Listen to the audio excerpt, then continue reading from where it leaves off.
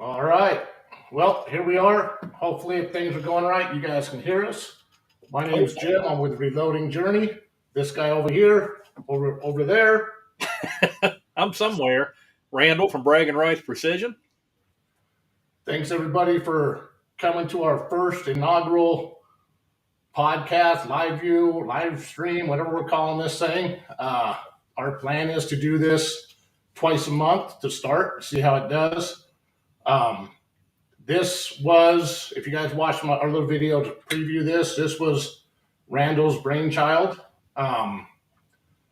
He invited me to be part of it, and we have spent the last, month? At least, yes. Quite a few hours over the last month trying to learn this software. We wanted this to be as professional and as good as we could to start. Bear with us if things go wonky and things don't work out right. Neither of us professionally screw it up as well. We're learning as we go. This is on the job training right here. But we really appreciate you guys jumping in so far. What do you want to say, Wayne? Well, I don't think we have. He's not here yet. Shh, nobody's supposed to know yet. All right. I see Wayne's in his seat. So, we ready to go? I think we're ready to go. Nobody hears you yet, Wayne. We're coming to you. Okay, here we go. Let's try to unmute him here. Unmute yourself, Wayne. And 3, 2, 1. There he is. Yep. Hello, Wayne. You are muted. You're muted. Wayne, we can't hear you. That's Unmute. because my wife had to get the last 4 or 5 words in. I got to give Debbie her own way. Well, everybody, welcome Wayne from Mighty Armory. Hey, everybody. Good to be here with you. How many you got on board? Is that muted again? No. Okay, we're good. Nope. You're Yeah, good. looks like we got 77 people already. I got 73. Awesome. Welcome, everybody. So, we don't need to do that. All right. Well, Wayne. Yes, sir. You're a guest of honor, man. Tell us about your new dies. Well, it feels pretty good. I've got one die that's not new. right? This is the Superduty die, which I know you're familiar with, Randall. Oh yeah. Fine center here. This Fact. was the die that we did in 219 with the. Where'd you go, Randall? He's switching over to us. Randall, Yeah. I just wanted to show this die before we get started with the newer ones. No, you're good. There Yeah, we go. okay, great. This is the Superduty die. Oh, wait, hold on. I messed something up here. Give it to me. You were supposed to be up here already. All right. Okay, so this is the Superduty, which I designed and developed for high speed processing and loading. This is 100% spring loaded die. Randall, you have this die, you've used it. Yes. So this die was introduced in 2019 with a guide, 3 different guides that we offered, depending on the brass you were using, that would slide up into the bore, and then this threaded cap with the guide holder, you can see that step, Right. would screw onto this after it was installed in the press tool head, like so, and it would hold the guide. So this was the first decapping die with a guide in our industry. No Right. matter what anybody tells you, here it is, right? Okay, so that's A. B, as you know, Randall, that die will also accept what we developed early on was a micro switch with a shutdown that plugs into a Mach 7 auto drive. Right. So the way that die works, it's completely spring loaded. So if you hit on a case that was a Berdan or rock filled, whatever the case may be, that pin would set down on that web or whatever's in the way, and it would rise the pin and shaft together. That shaft would come up above the cap, make Right. contact with that micro switch, send a signal to the drive module, and shut it down. So all you would do at that point, or any processor or loader, is raise the tool head, cull the case, put it in the wastebasket, meaning the recycle bin, because you can obviously sell used brass. It's worth money, $1 a pound anyway. And hit go, and then just keep on going. So it did 2 things. It's saving them pins from breakage. It's saving them money. They're getting the fee from the brass that isn't going to load. And it's a quick changeover. Just pull the case out and hit go again. That's it. So their time saving is incredible. Since then, Very cool. since then, I developed. Hold on, Wayne. Yeah, Real sure. quick. Somebody looks like they want to have a little bit of background on you, how you got started and stuff before we get into super technical. Oh, okay. Well, that's nice of them. You matter. Who was it, please? MCXI. So what was that? 1951. If you want to, and I mean, Better than me on Roman numerals. you know, I looked it up beforehand. yeah. He called me on my thing. I was like, what is that? You must have had dinner with the emperor a few times, man. But yeah, what's the question? Sure. BragginRights reloading. I don't see it. Oh, okay, here we go. Give us some insight on Wayne's background. Well, I'll tell you what. As a kid, the dreams that I had were to design and develop products that people wanted to buy. When I was 16 years old, I was in an industry and working at that age, by the way, from the time I was 13, that had tanks. One tank was for fresh water, one tank was for wastewater. So being a kid, I was in recon. And one of the things I didn't like about being in recon was having to clean out that wastewater tank. So I thought to myself, what can I do with this tank to clean it out without having to go through the process that everybody seems to use these days? Now, this was in the 70s, early 70s. So what I did was I did my design, and then I called my cousin Paulie Esposito, who's a mechanical engineer. And I said, Paulie, will you help me do this drawing so I can present it to a patent lawyer? He said, sure. So we did the drawing. I did the write-ups. I went to see an attorney by the name of Elliot Salter. He was at the top floor of the Fleet Building in Providence, probably one of the most expensive patent lawyers in the state. But even as a kid, I knew I wanted to improve my odds. I wanted the best I could go to, so I went to see Elliot. He appreciated the fact that I was just a kid and I was really trying to do something good and make a living at it. So we presented the patent. It took a few months for them to get back to us. They weren't as quick as they are today with the internet and so on. And here's what they said. They said, your design is very similar to what was done on trains, planes, and buses. However, it's different enough where there's no infringement. Therefore, you can manufacture those tanks as you've got them designed and sell them into the industry that you choose. Awesome. So anyway, make a long story short, we did a little bit of that. And that was the beginning of how I used to think. What do I do? What do I like? What do I want to do? What I might like? And I start thinking about ideas about how to make things happen. So over the years, I applied for a number of different patents and designed a number of different things. And then being a reloader and a competition shooter for years, I decided that I got tired of status quo. So I said, there's got to be a better way. And I had some ideas. So I started with a swage kit that would decap. So it was a universal die. There was either a shaft in there for decapping, or there was another shaft in there that would work as a swage kit with a swage nipple on a ram and a cup that sat over it, similar to what RCBS had done, but with many improvements, not only in terms of the quality, but the swage nipple was different. On the RCBS, when you'd swage it, it would get stuck in the primer pocket, and you would literally have to lever slam it to get it to release. I had those issues. Did you? Okay, so you experienced them. Yep. So what I did was I reshaped the swage nipple so that when you pushed it in, it came right back out. You didn't have to fight with it, which meant you could save a serious amount of time.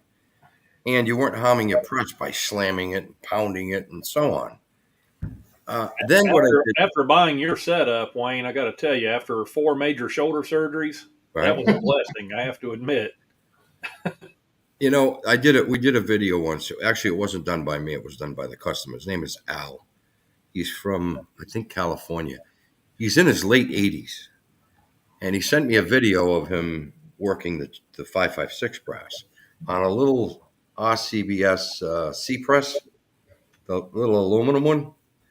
And I actually posted that on the Mighty Armory YouTube channel for people to see it. And he swore by it. He loved it.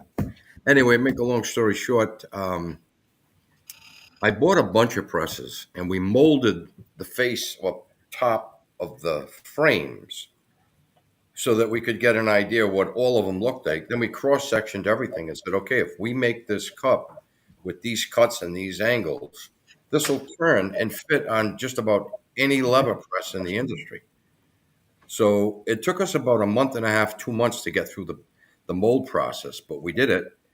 And then by CMMing everything, CMMA actually, we were able to come up with the design that was needed, meaning the sidewall cuts on the cup, so that you could take that cup and turn it, and it would fit just about every press, lever press, aside from AP presses on the market to work with that swage system. And it's been with us ever since. I mean, that was, we started with that die, and then we improved that die, and then from there we went to... How long ago was that? The first 9mm sizing die. That's really where it began. The Magnum die that would decap and swage without having to do any work other than loosen the cap, pop out the capping shaft, drop in the swage shaft, and recap it, and you're off and running. How long ago was that? No tool. What's that? How long ago was that? Was your first die? Just about 5 years ago. Awesome. We're just about through our 5th year. We're going into our 6th year now. And how many dies do you have total? Different dies. Oh, Jesus. There's got to be close to 75 now. Oh, wow. And in terms of parts, you can multiply that times 3 or 4. So, you're talking about hundreds of parts now for all the different dies. Awesome. That we machine. We've got 4 machines in 3 shops that we run every single day. Wow. And what's happening now is, and I mentioned this to you guys last night when we talked for a few minutes, our volume has grown so much that when we machine, we're not machining at the level, meaning the volume or quantity that we're used to. Our numbers are in the thousands. So if we do a 9 millimeter, let's just say we do a pistol bushing, we're not doing 500 anymore. We're doing 5,000. So Wow. my costs are coming down. So now I'm able to offer more for less. So I'll give you an example. Our original 9 millimeter sizing die, the TNT die, was about $109 or $20, whatever it was, but it didn't include the decapping pots. You'd have to buy them separately. A lot of guys don't need the decapping pots because they universal decap first. Well, now we're at a point where we've improved that die. We include the decapping parts and we add a locking nut and we're like $20 less, $30 less. So that's what happens when your business grows and you start to do volume. Volume means less cost. Less cost means more savings for your customer base. So we've done Absolutely. that for all our dies. And I've even given up some profits because our volume is so good by adding extra features or higher grade steels to the dies so that, well, I'll give you an example. I got emails this week from two different commercial guys. One guy's got well over $1 million on a 223 die that's still on spec. And the same holds true for another that has a 9 millimeter with a full length taper crimp die. I mean, there's over 1 million rounds on those dies, and they're still going strong. So that's what the quality is all about. The high end tool steels and so on. I'll give you another example. Pins. We used to make 500-700 when we first started. We're making 10 to 15,000, 20,000 at a time now. So rather than use the steels that were very good that we were using M2 steel now for those pins. But I'm making 20,000 at a time. So again, it's costing me about the same price it cost me for the lesser steel. Even though the machine time is longer, you could set it up with ground bars and Swiss machine and just let it run all night long. You don't even Yeah. have to pan it. And then from there, they go to heat treating, and they get heat treated to 65 Rockwell. That's how strong those pins are. I'm gonna tell So, you what, Wayne. Even your original pins, it was one of your universal decapping dies. Was one of the first dies I bought from you, that's correct. and, I remember. and I did a video on it back when I was first starting my channel, Mm-hmm. and I drove that pin with a hammer in the shaft through the side of a 9 millimeter case, and I couldn't bend it. No pin's completely indestructible, but I'm going to tell you what, yours are absolutely about as close as you can get. I think that's true. And we wanted to make sure that we weren't in this for what's called planned obsolescence. So people had to buy pins. We were in this to make great stuff so that people didn't have to buy anything, or at least not very often. So that was the attraction to the quality die. Right, So now, Randall, that pin that was 50 Rockwell is now M2 and it's 65 Rockwell. right. Wow. And like I said, it takes longer to machine them, but with the Swiss machines we have, we don't have to man them as much, so they can run all night long. Run thousands of them all night long unmanned because you got 20 rods in there. So Hey, Wayne, we got a question here from a Fernando S. from Fernando S. Hi, Fernando. Fernando S. Do you see it up there?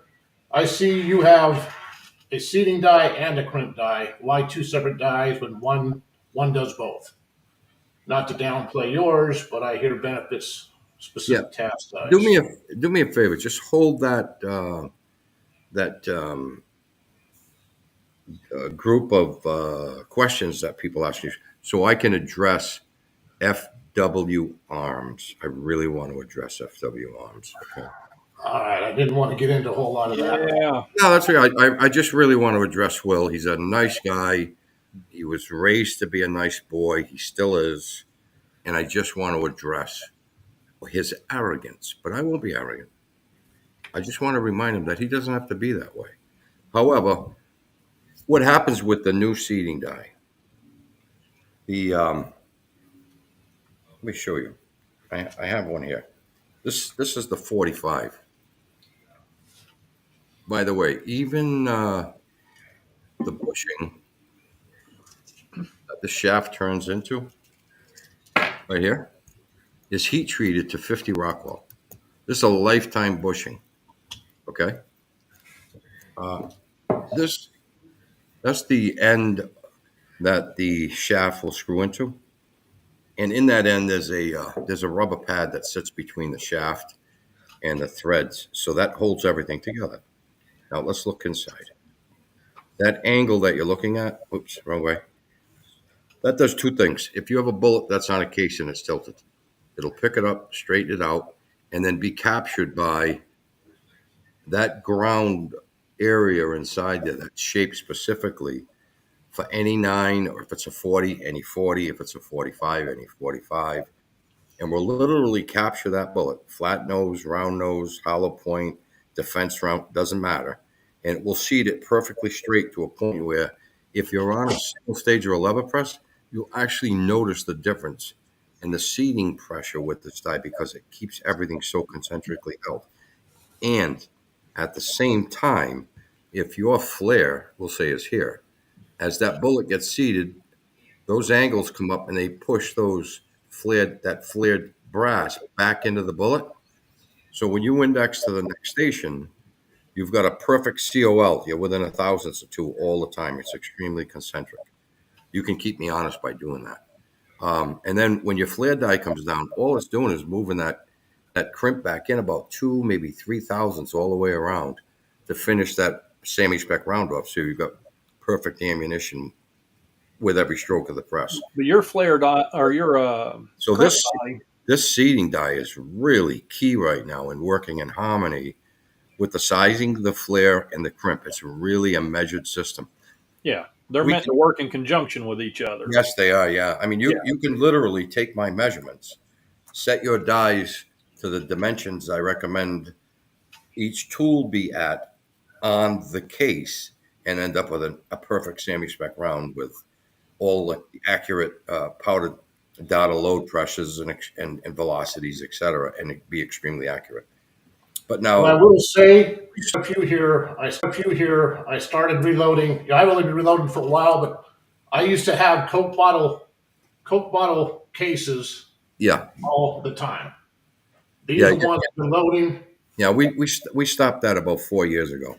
That is, I never have any Coke bottle anymore, and that's I choose like factory rounds. Yeah, that looks like a defense round. Is that a defense round, Jim? It's just Competition round? it's Okay, yeah. yeah, Well, yeah, see, even that shape going into that new seating barrel, yeah. it'll be captured by the tip and the It's O just- jar. So, I mean, you're going to seat perfectly straight down. Yeah, that's a whole lot more accurate than trying to see it right off the nose as well.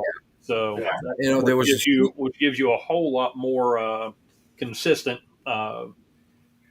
overall length. overall length, yeah. Not to mention the reduced pressures as that round is that bullet is Right. seated into that case. It's perfectly vertical. Well, Wayne, I've got one of my cameras set to where we can watch me make a couple of rounds using those dies, and I just happen to have a really nice case checker, so we can see it. If you'd like to show that to everybody. My God. Real quick, while you're setting that up, Yeah, Randall, can you go ahead and Fernando? I put his question up there earlier, and we. I'm sorry. Yeah. Please answer yes. Yeah. And thank you for your question, Fernando. Yeah. Okay. Well, in a limited station press, you can't operate independent dies. That's the benefit of a 10-station press. If you're on a 5-station press and you run a powder check, you're forced to run a seating and crimping die combination.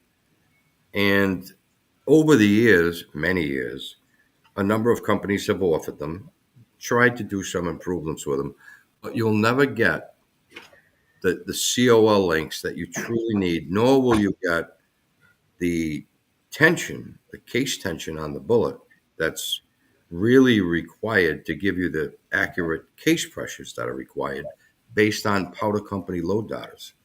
So that's the benefit of independent dies. Each die does a specific thing, and the brass never gets overworked. So if you're one who picks up your brass after you've done your shooting, you'll probably get 2 or 3 more loads out of semi-spec brass, which is where our die size and make a round to. than you will with undersized dies or squeeze down dies like the one you're referring to. So there's a lot of benefit to independent dies and the fact that Sammy Spec does not abuse the brass like an undersized die. It doesn't crush the brass. It doesn't push it way back out and then have to push it way back in again. So Well, and it only makes I hope sense that anytime you can make something that does one specific job, it's going to be better than something that does multiple jobs. Well, Jim, as you know, when you size with the full length die that we offer, that mouth inside that case is right around 349. When it goes over to your flare station and you do your flare, you're set to 380, 381. Yeah. When you measure the inside of that case at that 381 flare outside, you know you're at 349 to 350 on the inside. Now you index over to your seating station or your bullet drop station. Bullet drops, gets held, indexes over to the seating station. It's perfectly straight on the case. Now that new seating die comes down, and by the way, that's steel, and it seats that bullet perfectly straight down and moves that flare back in. Now, keep in mind, a 381 flare is almost nothing really. It's just enough so that when your bullet drops, it holds it straight up and down. Now, when you get to your crimp station, you're only folding that back 2 to 3 thousandths all the way around. So technically, if you divide the circumference by 2, you're only pushing that crimp back in 1/1000th. That's it. 1.5 thousandths. You've got a perfect round. Tell me where you overworked the brass. You didn't squeeze it. You didn't blow it out. You didn't push a round down into it that you blew it out even more and then put it through a crimp die. That all it does is just push the mouth of the case back into push the brass back into the case around the bullet, and then you end up with what we all know is an hourglass case or a bulging bullet or however you want to phrase it. Yeah, because I did a video on this actually, or I think I've done 2 videos. You have, Randall, On the 9mm. well, one of them, I think. Yeah, with most of the dies, that are undersized, especially 9mm, it's a tapered case. Mm-hmm. The problem is part of what creates that bell or Coke bottle. That 9mm is trying to push the brass ahead of the base of the bullet. Okay, so you're actually pushing that bulge towards the center. And then the other type of dies, they can't compensate for that. And where Wayne, your dies are different, it starts with the flare die. The flare die actually is a little deeper down into the case, and it partially opens the case back up where the bullet drops in, so it can't push the brass ahead of it. That's exactly right. When you have a full-length sizing die, then there's an angle. You're going from typically 389, 390 to 380. In some cases, 381. That's spec. But the problem with spec today is the brass is about 3 thousandths under that. Right. We're not seeing thick brass like we used to. Anyway, make a long story short, the whole idea behind my dies was to size based on the IDs, not the ODs. Right. ODs. Excuse me, IDs. So if you've got 349, 350 ID inside the case mouth, like you mentioned, and Right. you go over to the flare station and you move that out to 381, you're still 349 to 350 on the inside, and that's what the bullet's going to be set into. So you're holding 5 thousandths tension, and then when the crimp die goes over it, it smooths it all out. It's more of a finish die. Right. So yes, you're right. The flare die sets up the diameter in length for the bullet to be seated, and then for the full-length taper crimp, or actually crimp die, Right. finish die, to finish off the sizing. Yeah. That's what I wanted everybody to understand. The difference in your flare dies, it doesn't just flare the bell of the case. No, it expands. That's where the big difference is. The case below the bell so that everything is right for that bullet to set in under tension. Right. So you're exactly right, Randall. Okay. Well, I'm going to run a couple of rounds here. Let me get this in the right spot. All right, so you've got the Superduty on there with the X10 sensor on that press. And on this one, you've got the Yeah, this is the one with the new XMS, and this Yeah, is the the XMS. 9 millimeter. slick die. The XMS can be used for decapping or hold down. Either way, just change the tip. That's all you have to do. No tools involved. It's all pre-measured for you. Just lock it up by hand, and you're good to go. So I've already got it set up. Mm-hmm. That I've cycled through, and a couple of these didn't get flared. I like the look of your tool holder on it. It works great. Let's get the one that I did flare and didn't short cycle. There we go. And just seated it and crimped it. Sounds good. So Let's see you around. Come back. Yeah, there you go. hopefully, is that nice and clear? That's it, man. I mean, that's. No Coke bottle. I'll tell you what. If you put that in a vibrator with corn in it, after about 20 minutes, it'll look better than a Federal round coming out of a brand new box. Yeah. Yeah. I mean, so here's a Sinclair cutaway. Okay. There you go. Now I see it. No Coke bottles. You can see that everything down the sides, this is a true Sammy spec, as good as it gets. Case check. I think that's a Sheridan, isn't it? Or it's a Sheridan, yes. Yeah, I'm a fan of Sheridan. I like. I like their cutaway dies. Yeah. Well, he's in Massachusetts. He's only one state away from me. He's a nice guy. Help me run one through that's actually got a bullet in it, but we get the point. Well, that's the new seating die you've got there, right? Yes. Hmm.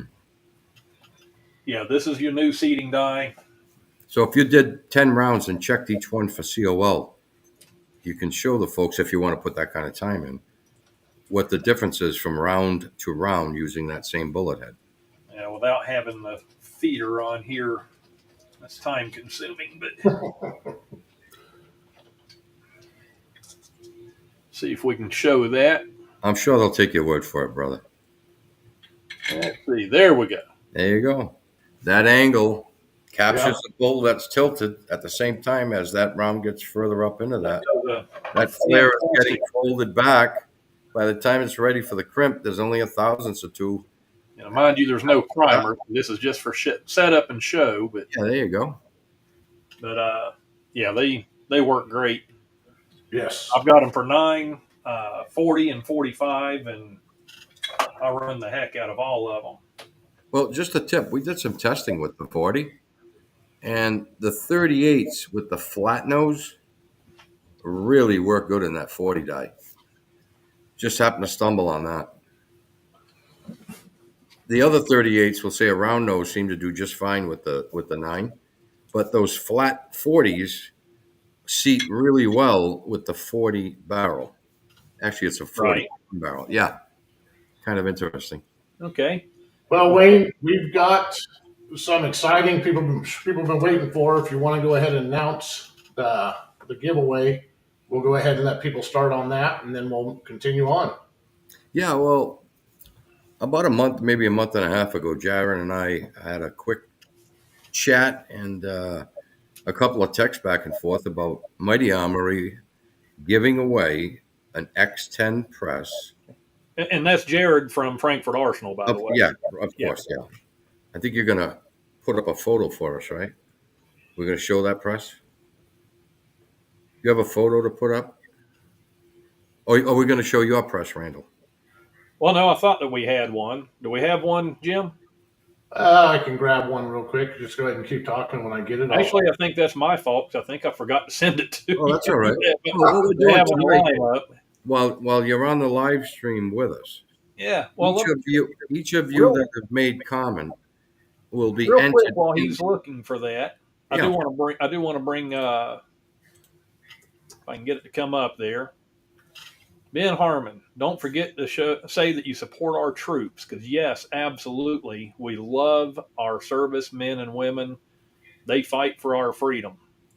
Without them, this country would not be what it is today. And yes, we absolutely thank them profusely. So I wanted to bring that one up. Awesome. I've always supported the troops, both locally and nationally. on the web. There's always discounts for them. Law enforcement as well. Any first responder, they all get discounts. Absolutely. We Automatic. can do it this way. Hey, but there's some nice pictures there. Yeah. Okay, so we're giving away a loaded X10 press with your choice of pistol dies, which will include decapping, hold downs, the sensors, everything that you need to operate the press to make ammo. The only thing you'll have to buy is your own powder and primers and cases, I guess.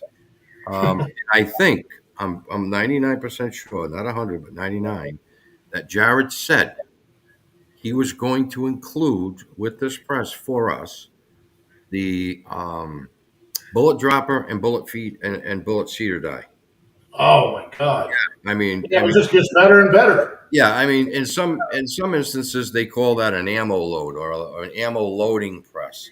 Well, that's what this will be. It will have the bullet collator, the dropper die, and of course the seating die, which is a combination unit to the mount to that head. So you've got a fully operational press that doesn't require anything but lever pulling after a good setup. I'll tell you what, you guys, anybody that's in this live stream, you're damn lucky because we just found out about this about an hour before. We would have loved to have been announcing this a week ago. We'd had 5,000 people on here. We're looking at 107 right now, so your chances are pretty dang good. Well, you know, You have to comment to be able to get entered to win because that's how we do the drawing. Now this is we're gonna make it work one way or another. This is the first time we've tried this. So type in pound X-10 and leave it in a comment. And it's supposed to automatically put your name in. And then later on in this podcast or in this live stream, we're gonna go ahead and push a button. It's gonna do a random number, random name pick and pick one person for that winner. If it doesn't work right, we'll still have your X10, your entry, and we'll do it another way, but we're hoping this works. So go ahead in the comments. If you want it, post pound X-10. If you don't want it, don't. Somebody will want it. Somebody will take it. I see a lot of X-10s going up, brother. So I do too. it looks to me like there's a lot of folks looking to win that press. Yep. I call it loaded. It's a loaded X10.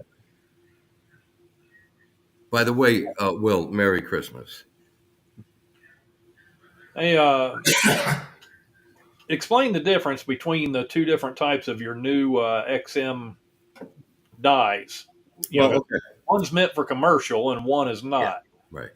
The aluminum version has a hard coat anodized finish, so it's 60 Rockwell on the surface. It's a 7075 billet aluminum die body and cap. The insert that carries the shaft is steel. And there, that part, that insert, the shaft, the guide, etc., the spring is identical to the steel version, which is the XMS. So the only difference is the body and cap. And we did that for two reasons. If you're running an X10 and you're pulling your lever and you're running at 500-600 an hour, there's no reason for you to spend additional dollars for heat treated steel with a black oxide coating, which is what the XMS is. That is a totally commercial grade body. I mean, you can pound it with 1,000 cases, flying cases off a Dillon or any other press, come slamming down on it, and you're not going to harm the die. But if you're running at 3,500 and you've got a case flying out of the feed chute and it gets under the aluminum at that speed, it could chip or maybe even bend the aluminum a tiny bit. That's not what it's made for. It's made for guys on single stage, because keep in mind, within 3 minutes, you can take the die apart, remove the threaded insert that the shaft goes through, take the guide out, and you can decap or even swage a 300 Remington Ultramag with that die. So it's not just up to 308. So if you want an XMA, you want a guide, and you're running we'll say a Dillon 650, just to use the competition as an example, that aluminum is a perfect die for you. You can't go fast enough to hurt it. It's impossible. But on the other hand, if you've got a 1050 with a drive system, and you're running a 3000 or a Mach 7 at 3500, the steel die makes the difference. So you want to go with the steel die.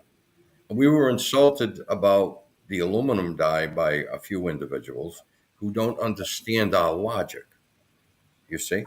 But eventually they will. So if you've got a press that's going to run 800 an hour, maybe even 1,000, the A is fine. It's going to do the job. If you're going to get past that and you want to run at 6,000 on an inline unit like a Camdex, then you go the S. If you've got a Mach 7, you're running at 3,500, you go with the S. It's only $20 more. So that's the difference between the two dies. Aside from that, they're identical. Machining is the same, etc. Awesome. Very cool. Well, All right. go ahead. I was going to say, got another one here. I'm going to show it. So Greg Dietrich, Mm-hmm. if I pronounced that right. Love my mighty Armory size and crimp dies. Went from smoky to no smoke with reloads using these dies, and power factor is very consistent. Can you explain why the power factor is so consistent using your dies? It's real simple. It's really simple. The crimp tensions are equal with our crimp die based on the fact that it's a measured system and we work from the inside out. There's the key. You can't work from the outside in and expect good results. There's too many variables because the cases are different thicknesses. Some are copper with 25% brass. Others are 30, sorry, not brass, zinc. Others are maybe even 30% zinc, which makes them harder. So if you're sizing down based on the IDs and you're flaring based on the IDs, when you seat that bullet, you're seating under, we'll say 4,000 average intention. And then when you grip it and you bring it into 377, you're working from the inside again because that's what the flare and the seating was designed to do together. You have a consistent crimp. But more importantly, the angle of the case, if you lay it on its side, is perfectly straight. So that angle is level all the way across. Let me go this way so you can see me. That leaves the proper gap, air gap, inside that case chamber, behind the bullet and ahead of this web to burn at the proper rate, give you the correct case pressures. So now you're going to get good burn, proper case pressures, proper velocities, and you're going to have SDs in single digits consistently, which will lead to incredible accuracy. And that's what the dies are all about, aside from, lasting a long time, a very long time. So you're not buying new 9mm dies in a year or two. These will last your lifetime. You can hand them down as heirlooms to the next reloader in your family. So that's the key right there. That answers that question right there. That was a great answer. It's the truth. So now we have another question, and I know where he's going with this, and I think you can explain that with your new barrel. So let me post this up. Mm-hmm. Says, do both the Universal 9mm and Universal 945 seat hollow point and round nose? I see die barrels for both dies, and I'm not sure how they apply. What do you recommend? Okay, that's a good question. Previous to now, we've had a universal seating die that would seat from 9 through 45, and the barrels were made of a Delrin, okay, which is a very high quality plastic. The reason we went with Delrin was because there was no way you were going to scar your bullet. And they did a really good job. But we learned that if you're running fast and hard, the Delrin would get you, maybe 75 to 100,000 cycles before it had to be replaced. So I decided that I needed to design a new barrel that was specific to each caliber. And it needed to handle a flat nose or a round nose. So the way I went about determining what the dimensions of the bore of the barrel had to be led me down a path of success. So if you're loading, I'm just going to use a 9 because it's so popular, a parabellum, a hollow point parabellum, a flat nose, a truncated, whatever the case may be, that die barrel will mate with the proper surface areas on that shape to get hold of it and hold it vertically and seat it so that you don't have any woes or any tilts or any bulges in the case after it's been seated. So now it's not a 945 universal. It's a 9 universal, meaning for every bullet. It's a 40 universal, meaning for any 40 bullet. It's a 45 for any 45 bullet. So, and here's the beauty. If you want to, you can buy it for 9 and then just buy the barrel for a 40, a 45, a 38, whatever. In fact, by the way, the 40 will do the 10, the 45 will do 44, etc. So you don't have to buy another die. You just buy the barrel, turn it out, put the new one in, and you're done. You're off and running. So instead of spending another $69, I think you're spending around $19.95 for the barrel, and you've got a barrel for you've got a seating die for, we'll say, 4 different rounds for about $120. Awesome. And you're talking precision performance that you won't have to, like buy another one for after a year. We're talking a lifetime's worth of seating with these barrels. They are steel. Right. Mm-hmm. Okay. Guys, we're trying to get to everybody's questions that we can, but all right, let's do it. Wonderfully, we have 274 people in here right now. Thank you, guys. Okay, that's a pretty good start, brothers. Awesome.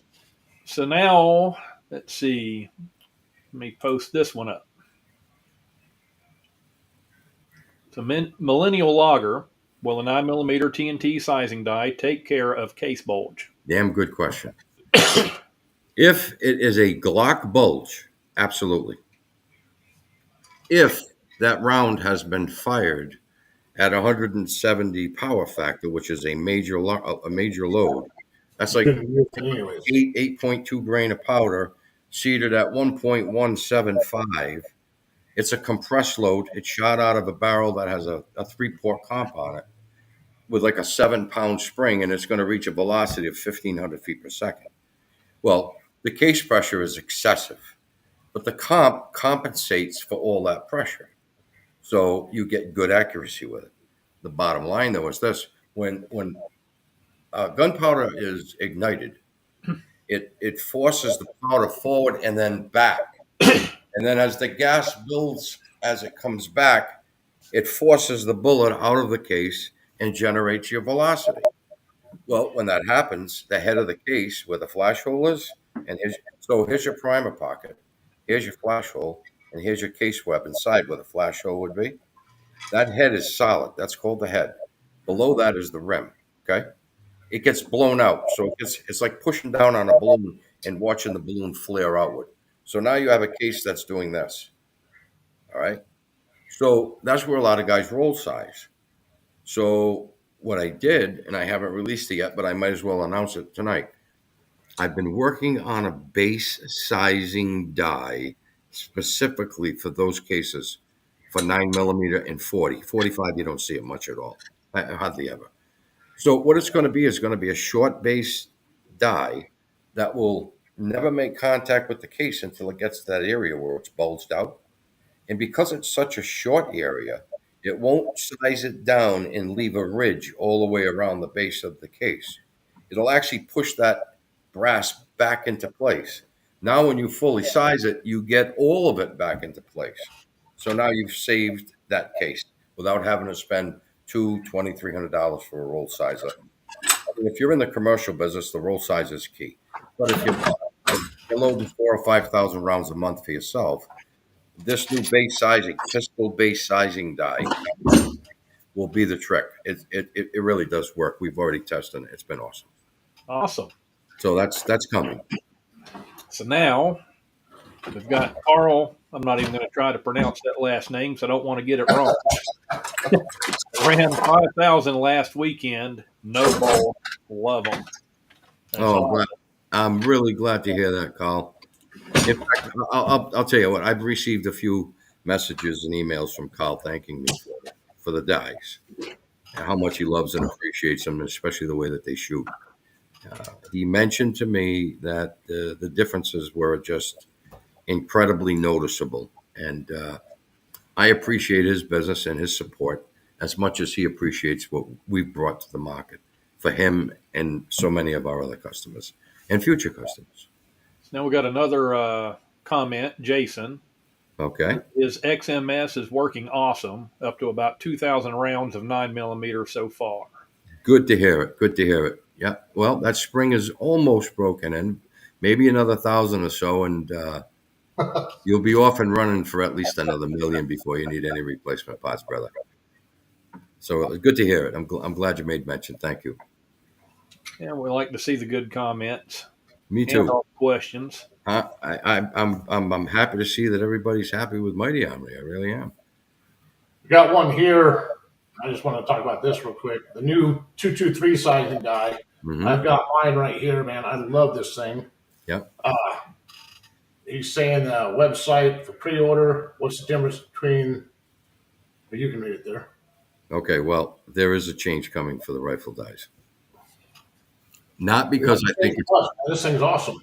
the rifle dies are changing, fellas. Not a lot. It's an internal change. A lot of guys believe that a bushing is like necessary based on the bullet they're using and the bullet tension that they want. So if you size with my dies for rifle, precision shooting, Creedmoor, BR, ARC, GT, and so on, you're going to get 2,000 to 3,000 neck tension on your bullet. And of course, they're long bullets, so they're deeply seated into the neck. So the 2 to 3 is fine. You don't need 4 or 5 like you would with an AR. So that part's fine. The guys that are precision loading that say, okay, look, I'm at 3 with your die right now. I really want to be at 2. And I'm running a bolt action. They use the mandrel and they open the case mouth up a little bit and they get what they want. All well and good. We've won a lot of state championships across the country with my die the way they are. I tell people, listen, trust the die. Adjust for your powder charge, adjust for your bullet seating length, and let the die do the rest. Those that have done incredibly well. Those that did it their way have still done incredibly well. They made it work for them. They like the way the die works, so they buy one die and then they come back for another because of the workmanship and the dies and the way that they size. However, I have an idea for a very simple bushing die that's different from everybody else's. And the next 223 dies that are made will be the new bushing die. And the shaft that's used in them and the pin that's used with them will be identical to what is used in our pistol dies. Nice. It won't be any different. So the entire sizing will happen inside the border of the main body of the die and the drop-in, let's call it neck sizing die. I'll be looking forward to that because I shoot precision 223. Yeah, I know you've got a number of rifles you bought over the last couple of years that you've shown me pictures I've got of. a few toys. Beautiful, yeah. All right. Well, I want to address this. Yeah, let's do it, sure. Tom Passel. Okay. Use the Frankfurt Arsenal bullet feeder collator. We lose the ability to use any other seating die. Is there a way to modify Mighty Armory dies to work with the feeder or collator? Yes. Go ahead. There is. All you need is a different bullet feeder that sits on, all you need is a bullet dropping die that would go into the press and make its connection to either their collator or anybody else's that's out there. Yeah, but you would lose the feed part of it. They could still use the collator because the you could buy the FA collator. Feeder is you can't beat die. Listen, you can't beat the mounting design and the price of that collator and the quality of it. So you buy that. If you want to run independent dies, you buy that, and you simply use the down tube into a different bullet dropper, not theirs. And then next to that would be our seating die. So you can still buy their collator, and it's still even with the part if you want it, and it's still far less than we'll say a double alpha, and it's just as good, maybe better. So you can't beat what FA is doing for you in a number of different ways, and you're not overpaying for something even if you don't use that particular part of it. if you want to stay independent. So I still recommend you buy the FA collator for your bullets. Yeah. Both It's an easy cedars transition over. both cedars work great. It comes down to your preference at that point. It is. Yeah, it's More all or personal less. preference. So, but I did want to cover that because that's a good point. Mm-hmm. You know, they would lose your universal cedar if they want to run the FA cedar, which works Mhm. great. Well, I've seen. I think Nothing wrong with either one, so that's a Right. matter of choice. But it will not affect your flare nor your crimp. no, So, seeding is seeding, but if you want consistency in the way that the bullet is actually being pushed down into the case, the way the bullet is captured inside our seeding die, it can't move left or right or in any direction. It can only go one way, and that's straight down. And then where it's going into the case at that diameter, you know you're going to get a perfect case tension before it gets to the crimp. I'll be honest with you. I don't know what the internals of the seeding side of the collator and dropper are with the FA. But if we happen to have the same thought and they did what I did, then I guess they're going to be the same. If they're not, you want to stay independent, then you still buy that collator because it's still less money than a double alpha. And it leaves you a lot more money to buy whichever drop die you want for your bullets, whether it be printed or not, and then hang in there with our cedar and be independent. So it's up to the user, just like everything else. awesome. Thank you for covering that because Absolutely, that's a very important question. Good, honest answer. Yeah, that's how I see it. So, What else do we have for questions? okay, let's bring this one up. Don Tunstall, what? How did we lose it? He asked when they would ship. Probably 3 weeks, thereabouts. There we go. 3 weeks. If they pre-order, it's going to be about 3 weeks. With the holidays, maybe 4, because this time of year, machinists like to take their time off. They usually don't take too much time off in the summer months. It's usually winter. Right. Right. All right. So next up, Eric Combs. Hi, Eric. When do you carry a 45 long Colt seating die? You can use our 45 ACP seating die. Like I say, they're a universal die, which means if you're seating a 45, it'll seat any 45. It doesn't matter what it looks like. It doesn't make any difference. Just buy our 45 seating die, and you're good to go. Where do you have it? Jim, you want to join in with anything? I've kind of been leaving you silent. Never heard you silent. Sorry, bro. I'm learning. I'm learning. I'm the new guy on the block. Well, that's what I was going to say. Jim's the new guy on the block, and he's doing a hell of a good job talking to others, learning too. And he just sat back and listened, which was very wise. I'm going to tell you, I could not.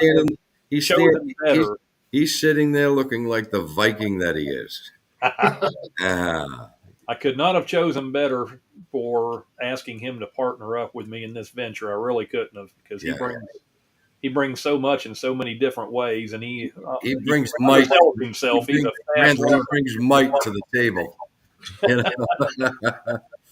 This is exciting as hell. A mighty guy. Because I'll be at SHOT Show in January, and I'll be working the Frankfurt Arsenal booth. Great. And of course, we'll have the dies on there as well, and we'll have FW Arms dies on there as well. Mm-hmm. Jim will be there for a couple of days too. He's going to get a couple of day passes. Jim and I both, along with Frankfurt Arsenal, will be doing some live podcasts or live feeds at the show. Fantastic. And I will finally meet Jim in person. Nice. Because he lives local to where the SHOT Show is there in Vegas. Doesn't get it. We will be doing one of these live from his studio where he's sitting at right now, and I'm really looking forward to that. Fantastic. I'd love to be there, but as you know, I cannot fly. Yeah, well, you should. Jimmy, the driver's We'll both be doing videos from SHOT Show also. So I'll be posting videos when I'm there. I'm going to have my cameras there. Yeah. I'm excited as hell for that. Well, that's good. I'm glad to hear that. I'd love to be there, but like I said, I can't fly, and it's just too far to drive. So you guys are my wingmen there, I guess, right? You and Jared. So we're getting low on questions, but we're getting high on praises. Well, And that's wow, good. guys, we're up to 324. My gosh, I just can't thank you guys enough. Love it. I hope me and Jim and Wayne are I see. giving you the information you want. I see one of our teammates team members has just jumped in. Greg Guido. Hi, Greg. He'll be at shot. He wanted you guys to know that. Awesome. We can't wait to meet him. Yeah. So Awesome. here's another praise. Let's see. Nick Newberry, running 4 of your dies and a decapping die. All are awesome. Mm-hmm. Glad to hear that, Nick. If you have any questions about setup or whatever the case may be, I know you have my cell number. You can reach out with a call, text, message, email, reach me through Shopify. I mean, there's a number of different ways to reach me. I'll always get back to you. Right now, I'm probably running anywhere from 5 hours to 1 day behind getting back to people. It's just off the wall.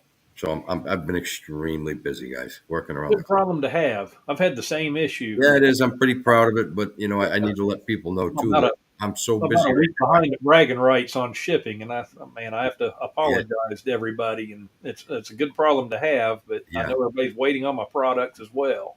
yeah. Hey, did Love we? some good news. I don't. Let me just ask. I don't remember if we mentioned the discount that we're offering Not while yet. while this chat or live stream is going on. Did we mention that? Not yet. Oh, Jim, take it away, buddy. yeah. Let these guys know they can jump in and kind of save a few dollars more than they normally would. Hey, go to Mighty Armory's website and hold on a second here. I'll put it up and order your dies. And he's offering another. They're already discounted if you look, a lot of them. And he's offering another. What was it? 10%. Yeah, it's a total of 20. So if they type in 20, the percent sign, and then in capital letters, OFF, off, they will get 20% off on their whole order. Everything's discounted 20% while this is going on. It's even better than I thought it was. I believe I left it on through midnight tonight. So that discount will be available from start of the podcast through midnight tonight. So what is that? What is that code again? 20%. So it's 20 percentage sign OFF. 20%. All one word, like in jet there. 20%. Yeah, like 20% off. OFF off. Okay. That right there. Yeah. Yeah, all capital letters. Yeah, by the way, all capital letters. Yeah. Yeah, all caps. Yeah, all caps. Yeah. All right. So like Jeff did here. There you go. 20% off. That's it, Jeff. Thank you. Welcome, Jeff. Appreciate it, brother. By the way, Jeff Goodness, 3D Reloaded. Yeah. Jeff is the one that helped get me started in 3D printing, and I can't thank him enough because it has really skyrocketed my business, to say the least. I want to give him that shout out. Well, I'll tell you what, Randall, he deserves it. Well, he does. I mean, I've seen a lot of printing, and yours is by far. Now, we're going to have him on one of our podcasts fairly soon. Oh, yes. Okay. So here's one, and this is a customer service question, Wayne. We're going to put you on the spot, buddy. Okay, buddy. Warren Beersworth says, I have a question for Wayne. I have the shorty die on the primer station. The cap comes loose. I have it taped right now. Any ideas? I have the XMA. Should I switch it? No. What is there an O-ring on that cap that you're talking about that's on the shorty? Can you answer me? Not sure if he's still on to be able to see it. Let me scroll near the bottom and let's see if he chimes in. Okay, let's see if we can do that. If not, I'll just answer the question so that I'm sure Sure. you'll get it and everybody else will understand it too.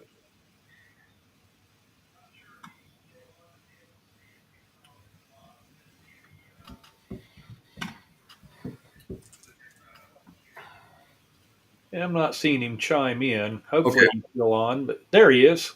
Okay. Let me show that. Okay. Oh, hi, Warren. No kidding. Okay. The very first die we designed was the Shorty and the Magnum. The only difference was the length and the material. Shorty was steel, Magnum was aluminum. Okay, so now what you do is this. There's an O-ring above the threads on the cap. You turn it all the way down tight against the shaft. Then you back it out maybe an eighth inch, 3/16 of an inch. What that does is it allows a gap between the shaft top and the post that's on the cap itself. So that little bit of distance allows the spring to compress. So after the primer comes out and the spring rebounds, it flicks the primer off the pin. Now with the XM, it's already measured into the die. It's a whole different die. It's a whole different spring. It's a lot more powerful. Once you turn that cap down and it mates with the shoulder below the threads where it turns on, there's a stop point. And that leaves a 20 thousandths gap automatically that's machined into the stop point. So when that shaft comes up, it's the stop point, pushes the primer out, the spring rebounds, bingo goes the primer. So the XM is easier to set up, although the Shorty and the Magnum are very easy to set up, and they've been out there for 5 years. So you need an O-ring if you don't have one there. Let me know if you need one. We'll get it mailed out to you. I've got thousands of them in stock, so it's no big deal to send you one. We'll be glad. Hey, we've got a question here. It looks like he's asked a couple times and didn't see the answer. Can you like to know? Can someone else ask about 300 blackout die set? Yeah, I'd seen somebody ask what does he need for loading 300 die, 300 blackout. What dies? Someone else ask about 300 blackout die set because I can't seem to get an answer.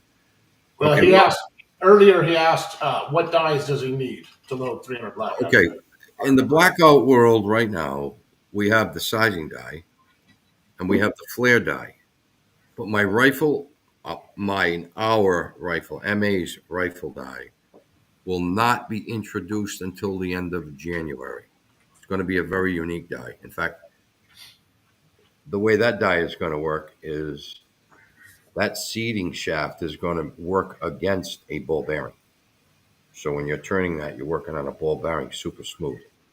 Anyway, make a long story short, we'll have our seating die ready at the end of January. For now, any decent blackout seating die will work as long as you're not trying to make precision rounds, which most people aren't when they load 300 blackout. If you're off 3,000ths one way or another in the concentricity, it's really not going to make that much difference. The crimp, same thing. Any 300 blackout crimp will work. The key is in the sizing and then, of course, the seating to get your AOL and your crimp to get the tension you want. And that's easy to measure based on the thickness of the wall of the neck. So not a hard thing to do. So for now, we can offer you the sizing die and the flare die. I just wanted to comment on this. You've got 100 and as of January, it'll be 101 years because that'll be my 1 full year of reloading. So 50 years of it each, so 100, and then I get to add. And you get to add one. I get to add 1 year. January 1st will be 1 year for me. So. We're going to have to get white and black dotted sheets to wear. We'll be the Dalmatians, 101 Dalmatians, right? There you go. Get on a fire truck and run, man. All right. So we've got another question here. Sure. Lewis Perkins.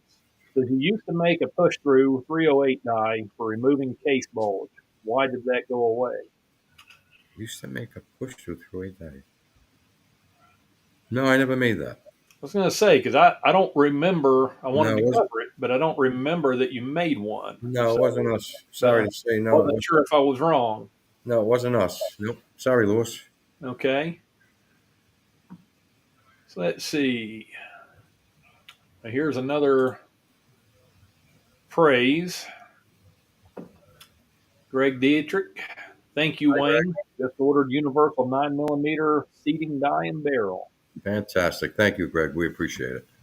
Because I think you answered some questions for him earlier, actually. So Wayne, we were a little slow on announcing the discount. I did Okay. see some people that may have purchased. I'll do a rebate. I'll do a rebate for them if they just email me.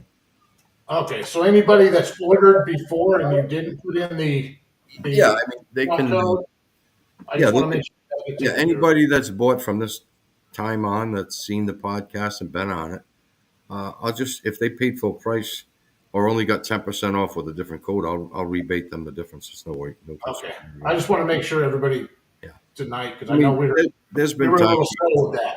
Yeah, I mean, there's been times where guys have bought dies and then saw a discount that they didn't see an hour or two earlier. Yeah.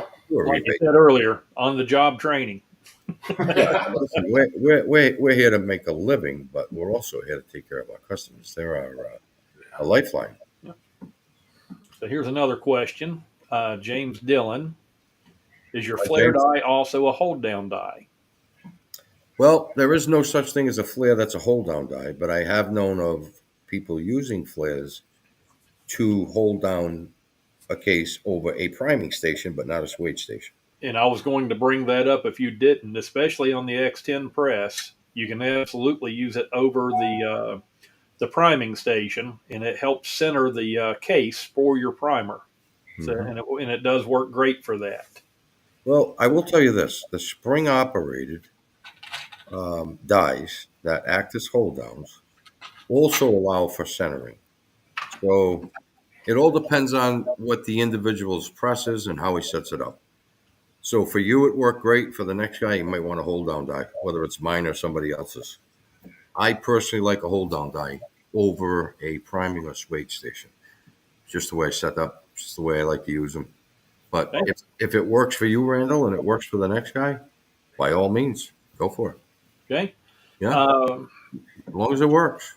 Here's a good one for you because I already know your answer to this. Mm-hmm. Bench addict. Will there be any future option? I already see you smiling for the to automate the X10 press. Yeah, yeah. In fact, I have a video to post. I have a gentleman that contacted me about a year ago, and we started talking about a drive specifically for the X10. And listen, I'll tell you the truth. I'm so busy, I don't have a lot of time, but he has done almost all the work on it. I've made suggestions, blah, blah, blah. I will have a drive here in about a week. I'll set it up, I'll run it, I'll show videos, and we are going to market it for him.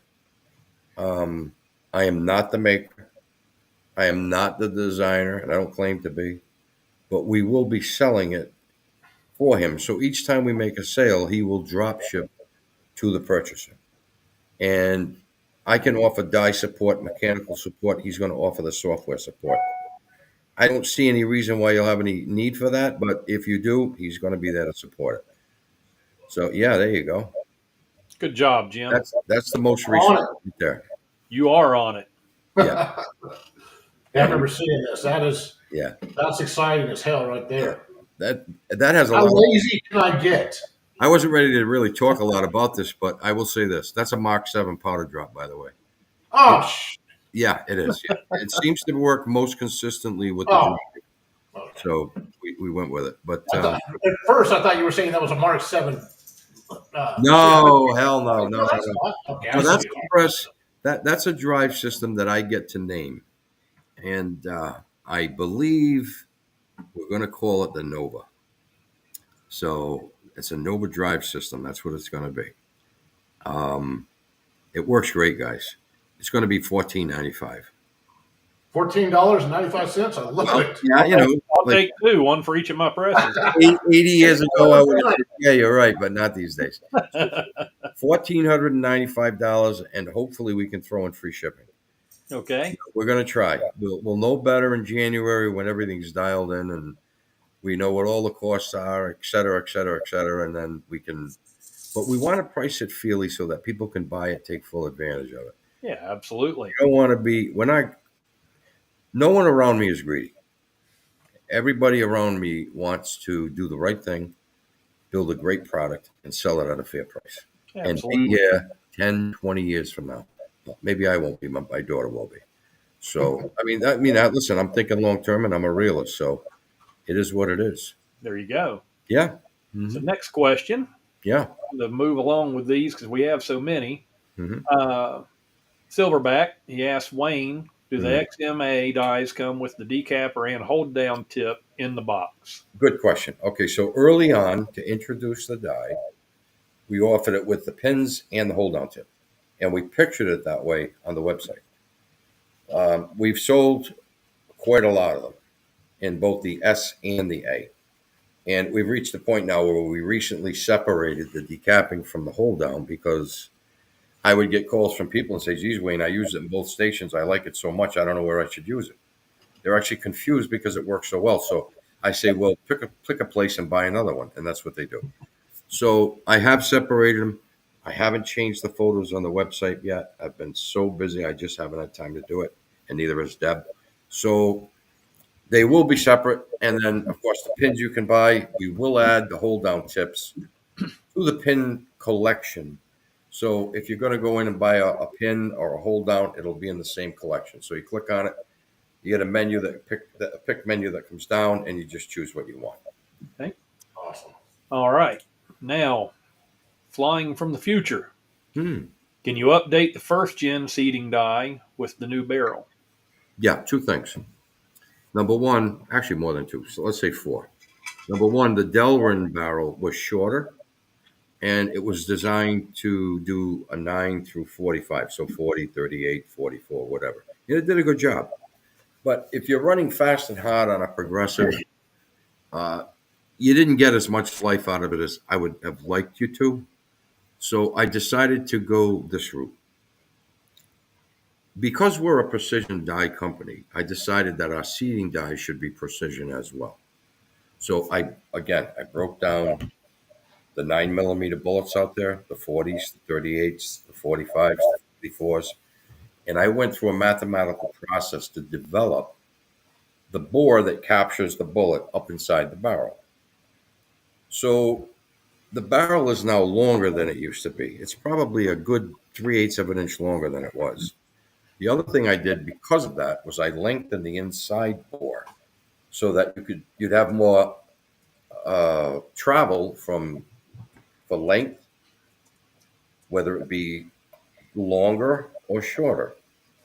And the design is such that, like we said before, if a bullet's sitting a little tilted on a case, it'll turn it up. That's what that angle's for.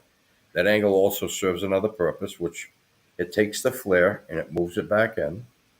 That gets your bullet tension where it needs to be. So when you index over to the crimp station, you're only folding back 1 or 2 thousandths on each side. That's it. And you've got a perfect round. So the new barrel for 9, 44, 38, 45, whatever, 40, whatever, 10, whatever the case may be, is specifically designed for every bullet inside that caliber range. It will straighten it and it will take hold of it and hold it perfectly straight so that you can seat it perfectly straight. So when you go into your crimp station, you've got a semi-spec rounds, no questions asked. There's none of this, no bulging, none of that at all. So it works great. It's very consistent in the seating lengths, and it'll last for a seriously long time because it's ground steel. So Nice. I think that answers his question. I really do. Okay. So here is Wayne Bearworth again. Says, Wayne, thanks for all of your dies. Nowhere can you find an owner make himself accessible to his customers. Well, I really care about what I do. My dies are my baby. I love them. And I love reloading. I love shooting. And my customers mean so much to me that I make myself available literally 24/7. I have a lot of customers overseas. I have a lot of customers in California and Washington and Oregon and so on. You know, their 9 o'clock is on midnight.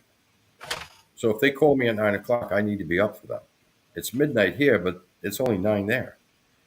And they all know they can reach me at any time. So they're more than willing to call, and they don't feel funny about making the call.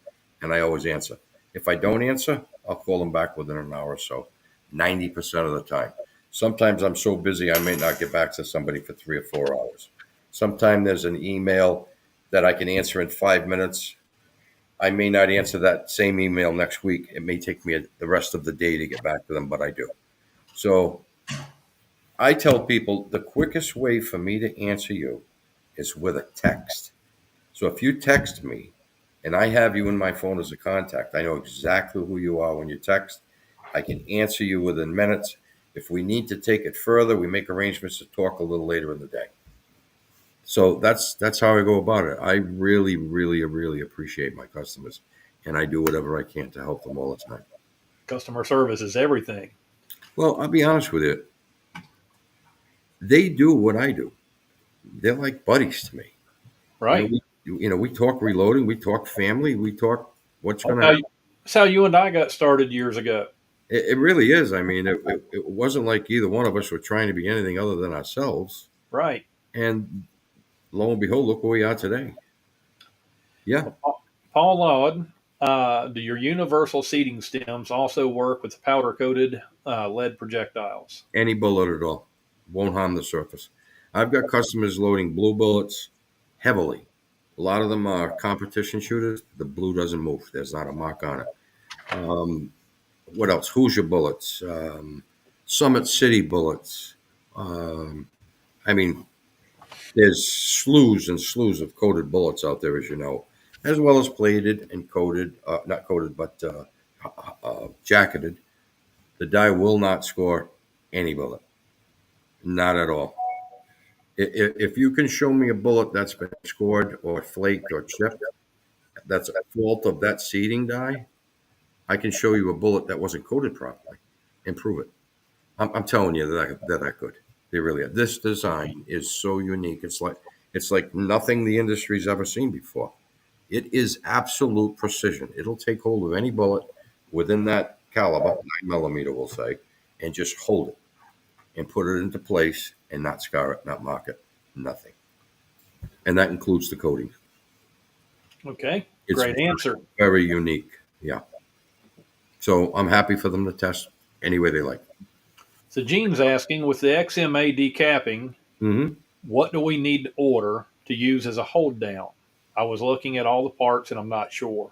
Okay, so we're offering it as a decapping die and now also as a hold down die. So you can buy it either way. The pins are up, so you can add pins, but I haven't put the hold down tip on the website yet. That we plan to do tomorrow. So that when you click on the pins, it'll say, hold downs, and there'll be two different sizes, one for the XM dies and Superduty dies, and then the other for the Magnum dies. They're a little different length. Okay. Mm-hmm. So now, got Brian Taylor. Difference in 308 Winchester die. 2 listed, 1 in stock, and the other is out. Right, yeah. Well, here's what happened. A lot of customers would call me and they would ask me about small base sizing. Well, small base sizing does two things. It pushes your shoulder back when you need a bump, but it also reduces the diameter of the case, so it thins it out. So now you've got less chamber area inside the case, below the bullet and web, above the web, where the powder's going to burn. So when you squeeze that all down, it leads to what? More case pressure, right? So now you're beating up your brass. You're not burning correctly. You've lost your SAMI spec. So I'd have customers call me and say, Wayne, I've got your full-length die, and I can't seem to get it to gauge or chamber. And I'd say, okay, what seems to be the trouble? And they say, well, if I put it in the chamber and I go to close my bolt, it's a little bit hard. I said, gee, that's unusual. The die is set for -3, which puts you at -2, which is 2 below maximum SAMI spec. So you must have a short chamber. So some of them actually did some measuring for me, and they actually molded them with Bondo. Okay, and I did some of the same. And what I found was none of the chambers were reamed narrow, but they were reamed short. So I said, well, why would I want a small base die when I've got a short chamber, but not a narrow chamber? So what I did was I started skimming some of the FL dies back, 3 or 4 thousandths. So now they're 5, maybe 6,000 under max length. So if you're on a single stage and you turn the die down onto the tool head to touch the shell holder, and you pull that lever and then you measure that case, you've got a shoulder setback 3,000 below, 5 thousandths below SAMI spec. So I said, okay, let me turn it up just a tiny bit. And I'd size another case, and I was 4 thousandths below SAMI spec. Okay, let me turn it again. I turn it again, 3 thousandths below SAMI spec. So all of a sudden, it's like, why would I want a die that's only capable of full length when I can get one that's capable of giving me full length or even longer if needed, and limit me to that with maybe a 3 thousandths bump, a shoulder bump of 1, when I can do it with one that'll get me up to 5. So if I've got 4 different guns that shoot that round, I can adjust for any one of them. We've reached a point now where all of the dies will be FLHS dies. They will no longer be FL dies, because I'm telling you, that's not where it's at. That extra 3 thousandths in reduced length that allows you to adjust for it gives you exactly what you want in terms of head spacing on that case. So most people look at head spacing and say, okay, I'm looking at the datum line on the angle. Not me. I measure from the very bottom of the case to the apex or virtual shop on that first shoulder on the body of the case. So the case comes up, you have that radius, and then you have your angle, right? Everybody measures to the center of the angle. I don't. I measure to the center of that shoulder right there, because that's where the bump takes place. It doesn't take place at the datum. And I'll tell you something else about not using the datum.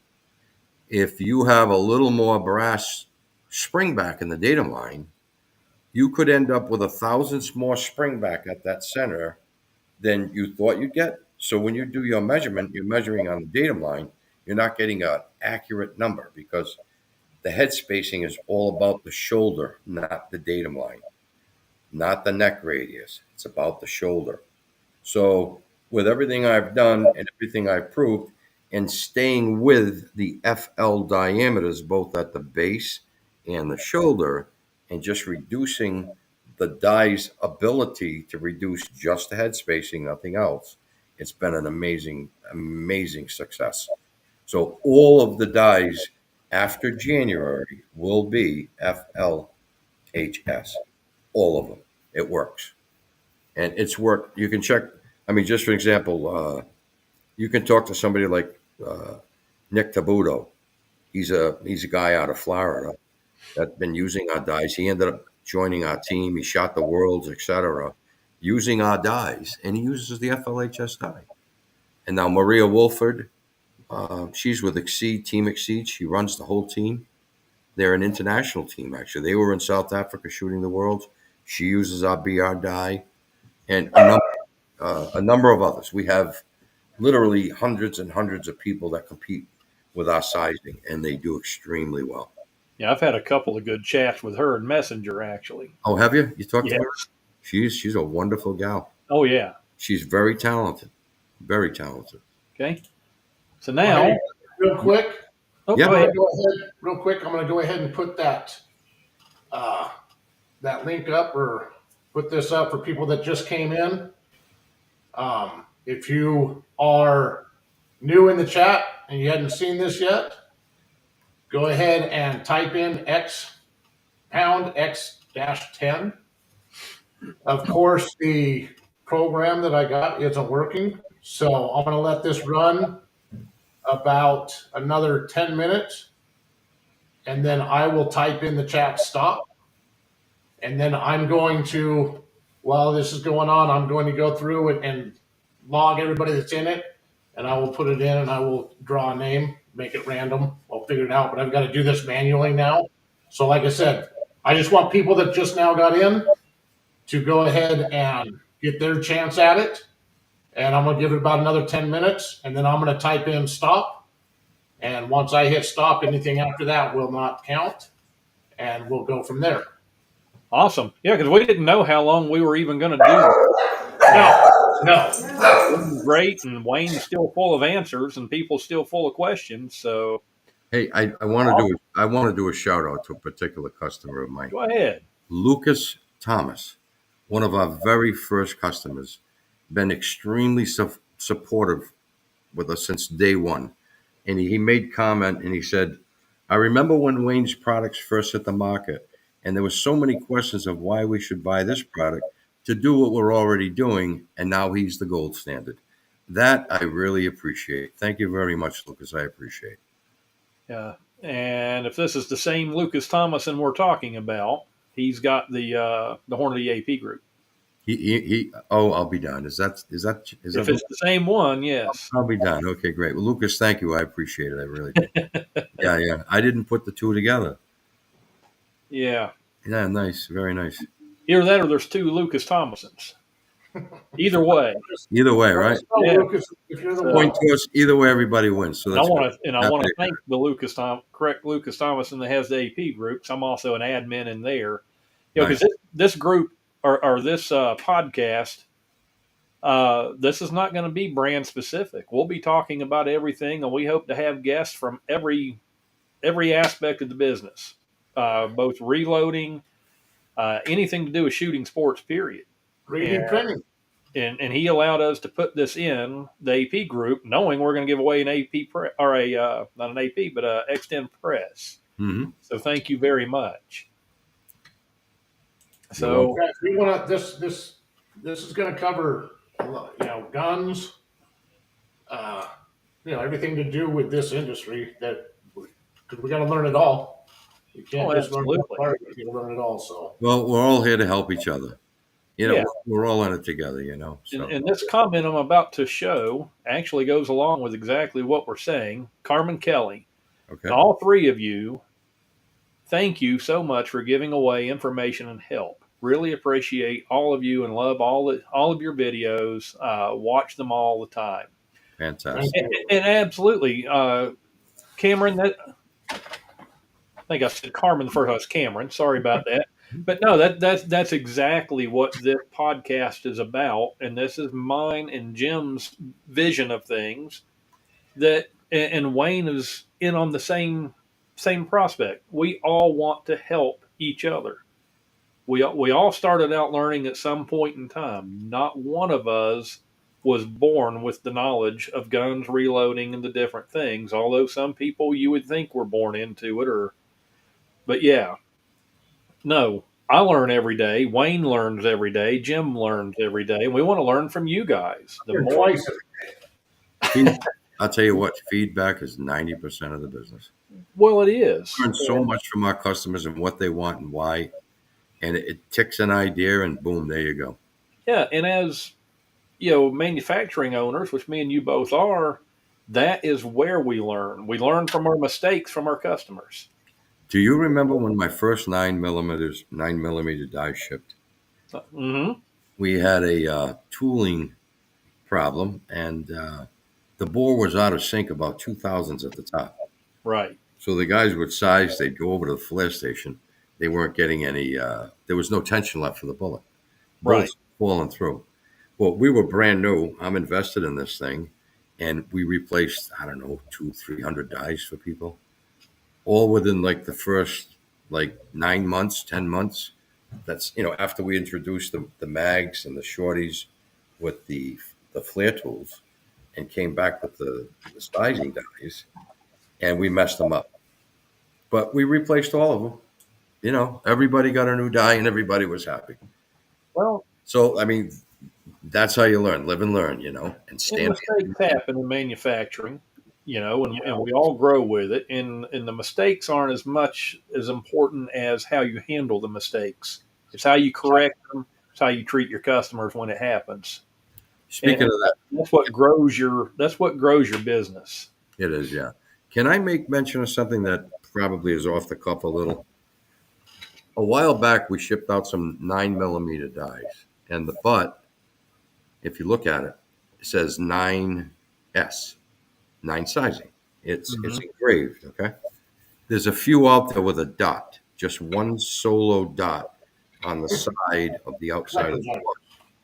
If you see the dot, please get in touch with me. We have to replace it. You need to send that die back so that we can replace it with the 9S. Jim, you got one, I think, right? The 9mm sizing die? Yeah, the one with the dot. Did you get the one with the dot and send it I back? don't think so. Where would it be again? On the chrome or shiny area at the base of at the bottom side of the die, right here, right? You'll see that it says 9S, right? Hold on, I gotta put on my old man eyes. If you see a single dot, a solo dot, if you're a customer with a solo dot there, either nothing or 9S, does that say 9S right there? Yes, it does right there. Right, that's correct. We had a few go out with a dot on them. Those were prototypes that got mixed in with our 9S dies. Hmm. I need you to send those back so I can exchange that butt out and put the 9S in where it belongs. Yeah, just get in touch with me via email. I'll send you a label to ship that back. We'll swap out the butt and we'll ship it back to you at our cost. That's our fault. There's not that many of them, but the few that are out there, I want to make sure corrected. Awesome. Thank you for that. Yeah. Oh, yeah. Thanks for the. All right, guys, I gotta do it. Go ahead. Go ahead, buddy. Who's Boom. out? Stopped. No more after that. No more entries. I'm gonna go ahead and start working on getting these names while you guys go ahead and keep doing what you're doing. Okay. I was going to address, I keep seeing a lot of questions about the X10 press, and I'm not ignoring you guys. We will have the Frankfurt Arsenal guys on our next podcast. So, tonight, yes, we use the X10 press. That's what Jim owns. I have a little bit of everything. In fact, I'm not a brand snob. Yes, I do love my Frankfurt Arsenal product, but I love a lot of products. And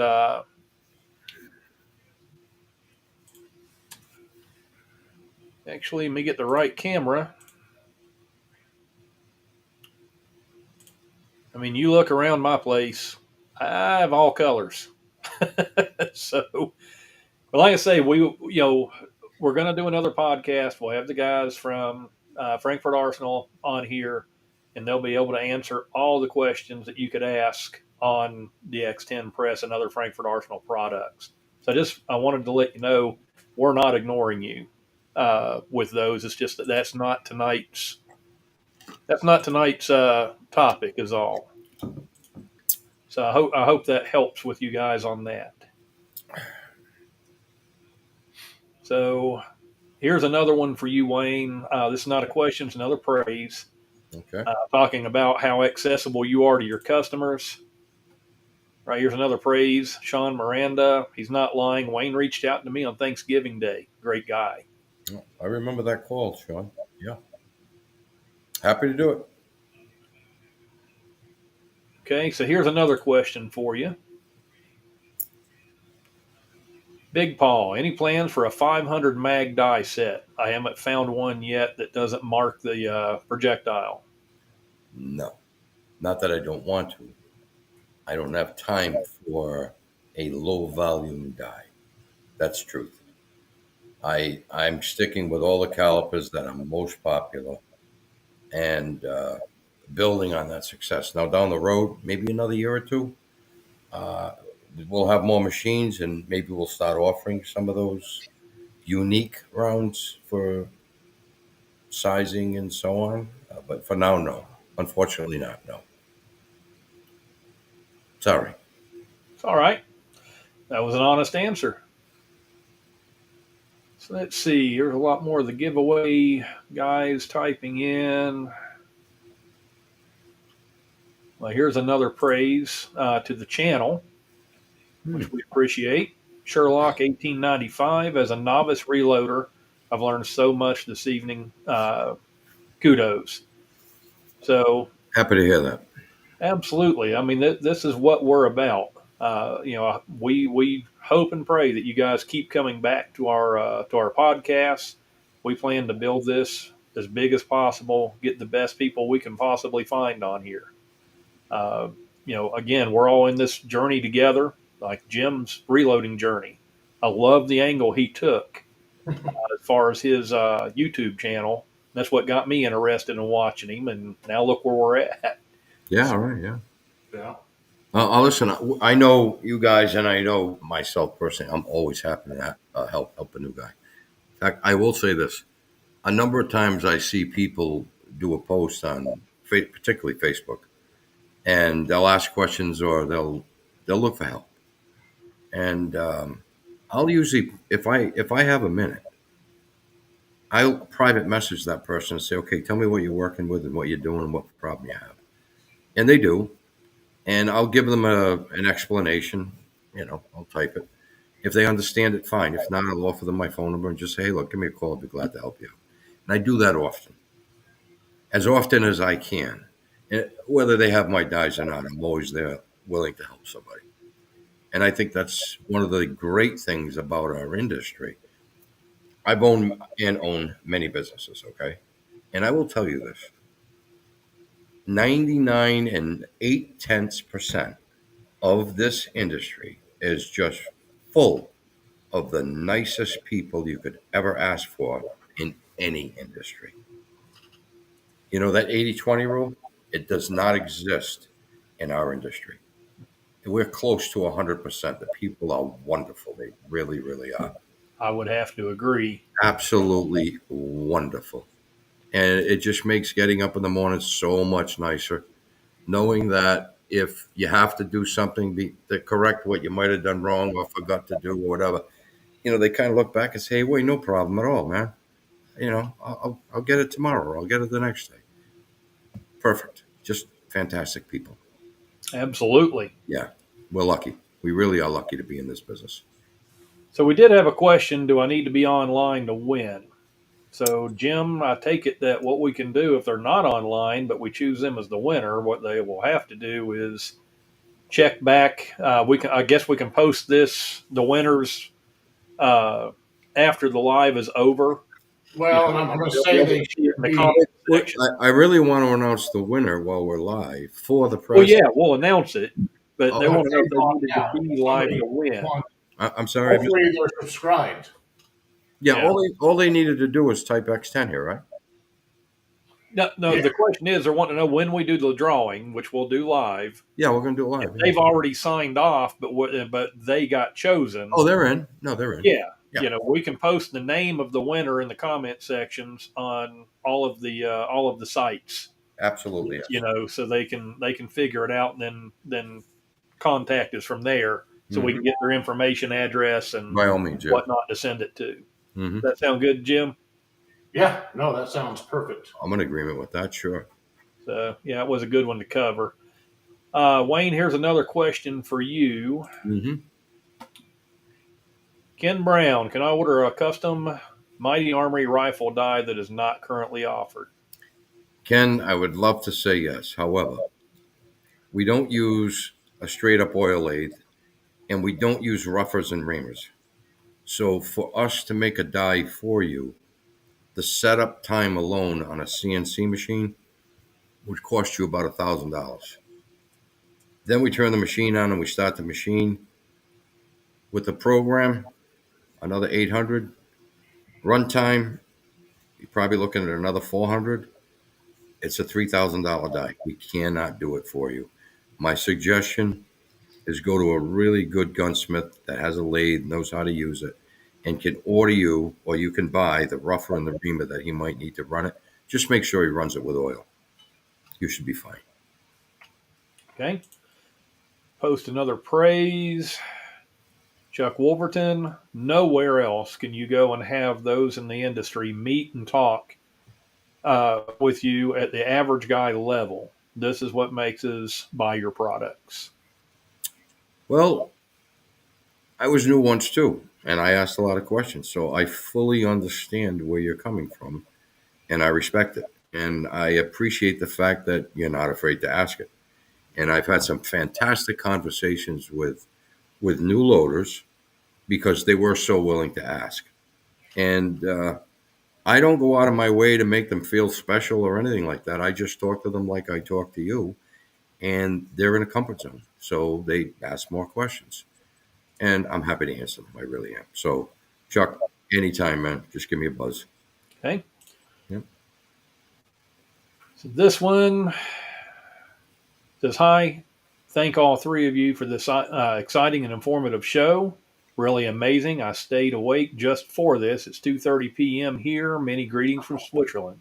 Oh, Well, wonderful. greetings back to you, our friend. Oh, yeah. We've got a number of customers in Switzerland. I'm sure you know a few. If you Oh, do, we just answer yes or no. got them all over the world. Yeah. Yes, we do. So let's see. Wayne, any thoughts of adding a flare powder drop die or insert for a Dillon? I run a powder cop, so I don't have any more stations available, and a standalone flare die. Well, we've offered the 9 millimeter funnel flare for 2 years now, and we just finished machining, heat treating, and polishing the 40 and the 45. Those will be going out for laser etching. They should be done into the week, so they'll be listed on the website. So yes, we've had 9 for 2 years. They are on the website, and 40 and 45 will also be listed on the website by Friday. So you simply take out the Dillon powder funnel, flare, expander funnel, drop in the Mighty Armory, adjust it accordingly, and you're done. No Awesome. sticking, no grinding, none of that. Nice and smooth. So yeah, you'll be very happy with that. I'm Okay. sure. Sherlock 1895, another question. Yeah, Do they your do. guys work in all reloaders? Yeah, any press that's 7/8 14 thread in the tool head, you can use our dies. In fact, I've had a few guys that have taken our rifle dies and even our decapping dies and machined or milled the tops off them to narrow them down to 7/8 so that they could fit down inside an ammo load or a Camdex. In fact, I've got a video of one guy, John Tan, that does that. He's a big part of the Southern Cal shooters competition there with the USPSA, who does that. He uses my dies actually on a Camdex. So yeah, they will work in all reloaders. Yes. Okay. Yes. And this is going to answer all of our question. Lucas Thomason, it's me. Hey, hi, Lucas. Nice to see you again, buddy. Again, Lucas has created one heck of a group Yeah, he's for close to Hornady AP Press. 15,000. Yeah. We have a lot of great admins in there. I'm lucky enough to be one of them. So, in fact, I feel like I've neglected the group a little bit lately. I've gotten involved with the X10 and with Frankfurt Arsenal and love them to death. Still have zero against Hornady at all, and I need to get back in there and give those guys some more love as well. And yes, guys, I still have all three of my AP presses, and they're not going anywhere. So We feel the same way. thank you so much for such a great group. Yeah, I mean, our door's open for all press owners and press companies and so on. Oh, absolutely. We have no favorites. We really don't. But I must say I like the X10. I really do. It's a hell of a press for the money. I mean, you can't touch that press. It's really hard to beat that press at $995. Yeah, for that price point. I mean, and they've made the changes that needed to be changed. It's smooth as glass. We're running an auto drive on it now, and I mean, it's just come to life. So yeah, Okay. obviously FA's future is really, really bright in this auto indexing world. There's no doubt about that. Yeah, I'm pretty proud of them. Well, here's one, and I can answer this because we've already covered it. Happy Home. He is one of my customers. I believe his name is actually Paul Kent, if I remember. That's right. Hi, Paul. Great guy. It says, if you're willing for a noob, explain how the MA 9mm die combination eliminates the Coke bottle brass. We went over this earlier, so we won't go over it again. But what I will say, you can go through and rewind this after it's posted, after the live. And Paul, also, I have a current YouTube video that explains exactly how it works. And I'm working on another one with his new dies. And later this evening or tomorrow, I will happily send you the link to that. So I hope this helps. Good idea. Hi, Paul. Let's see.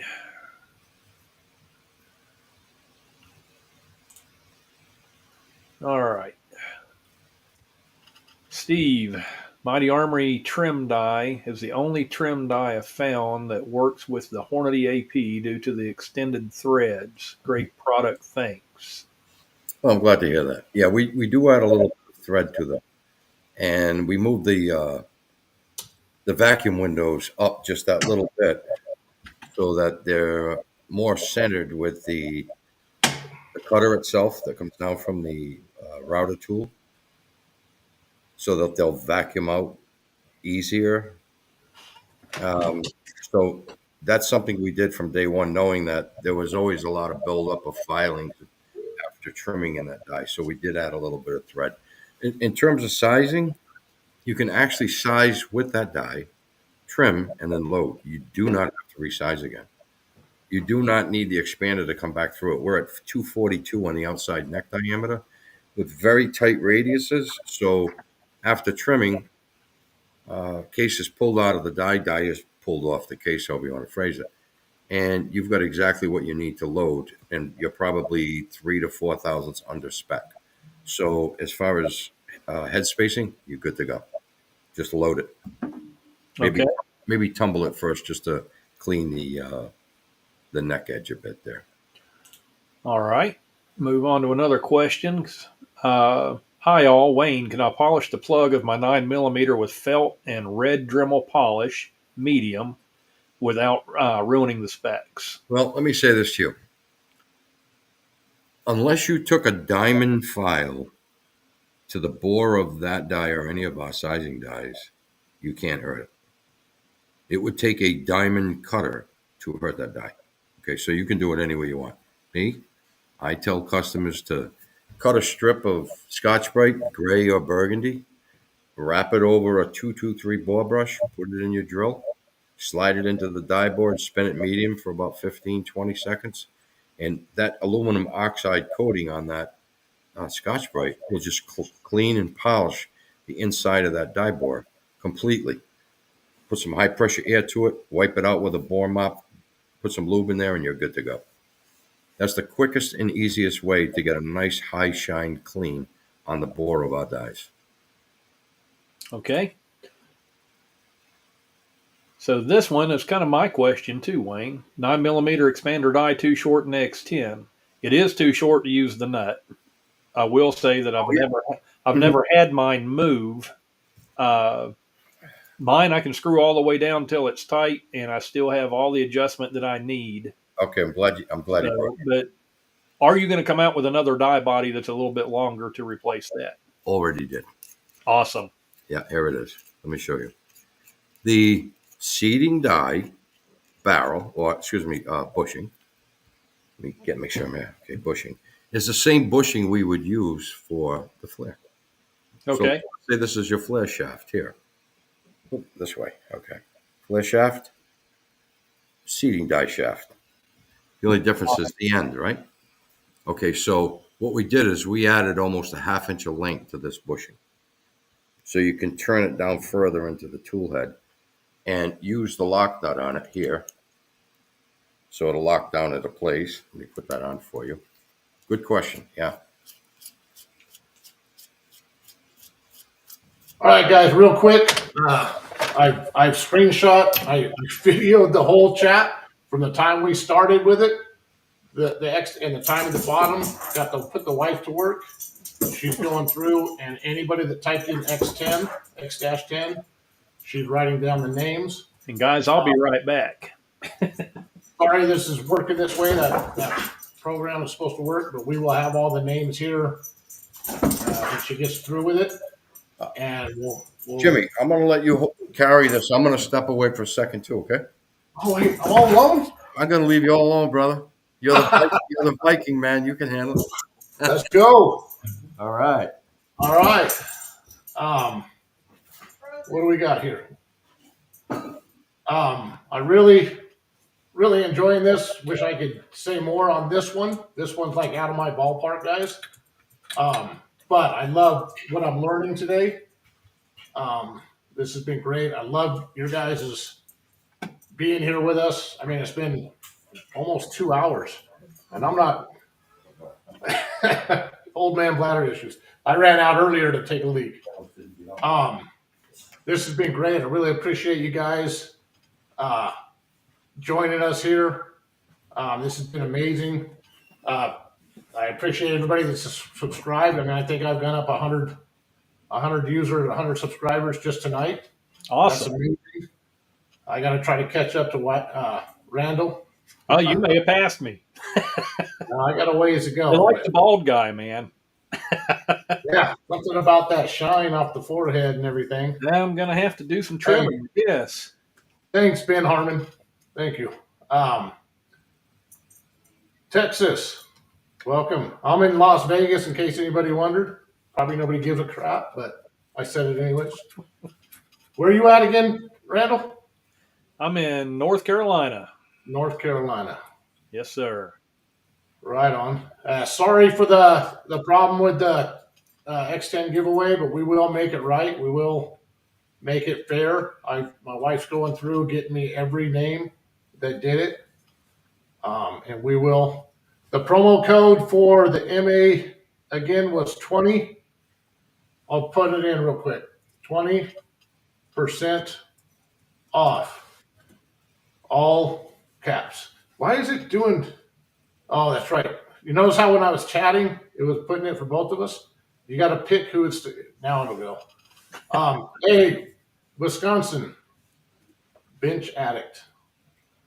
Any videos on loading 300 blackout?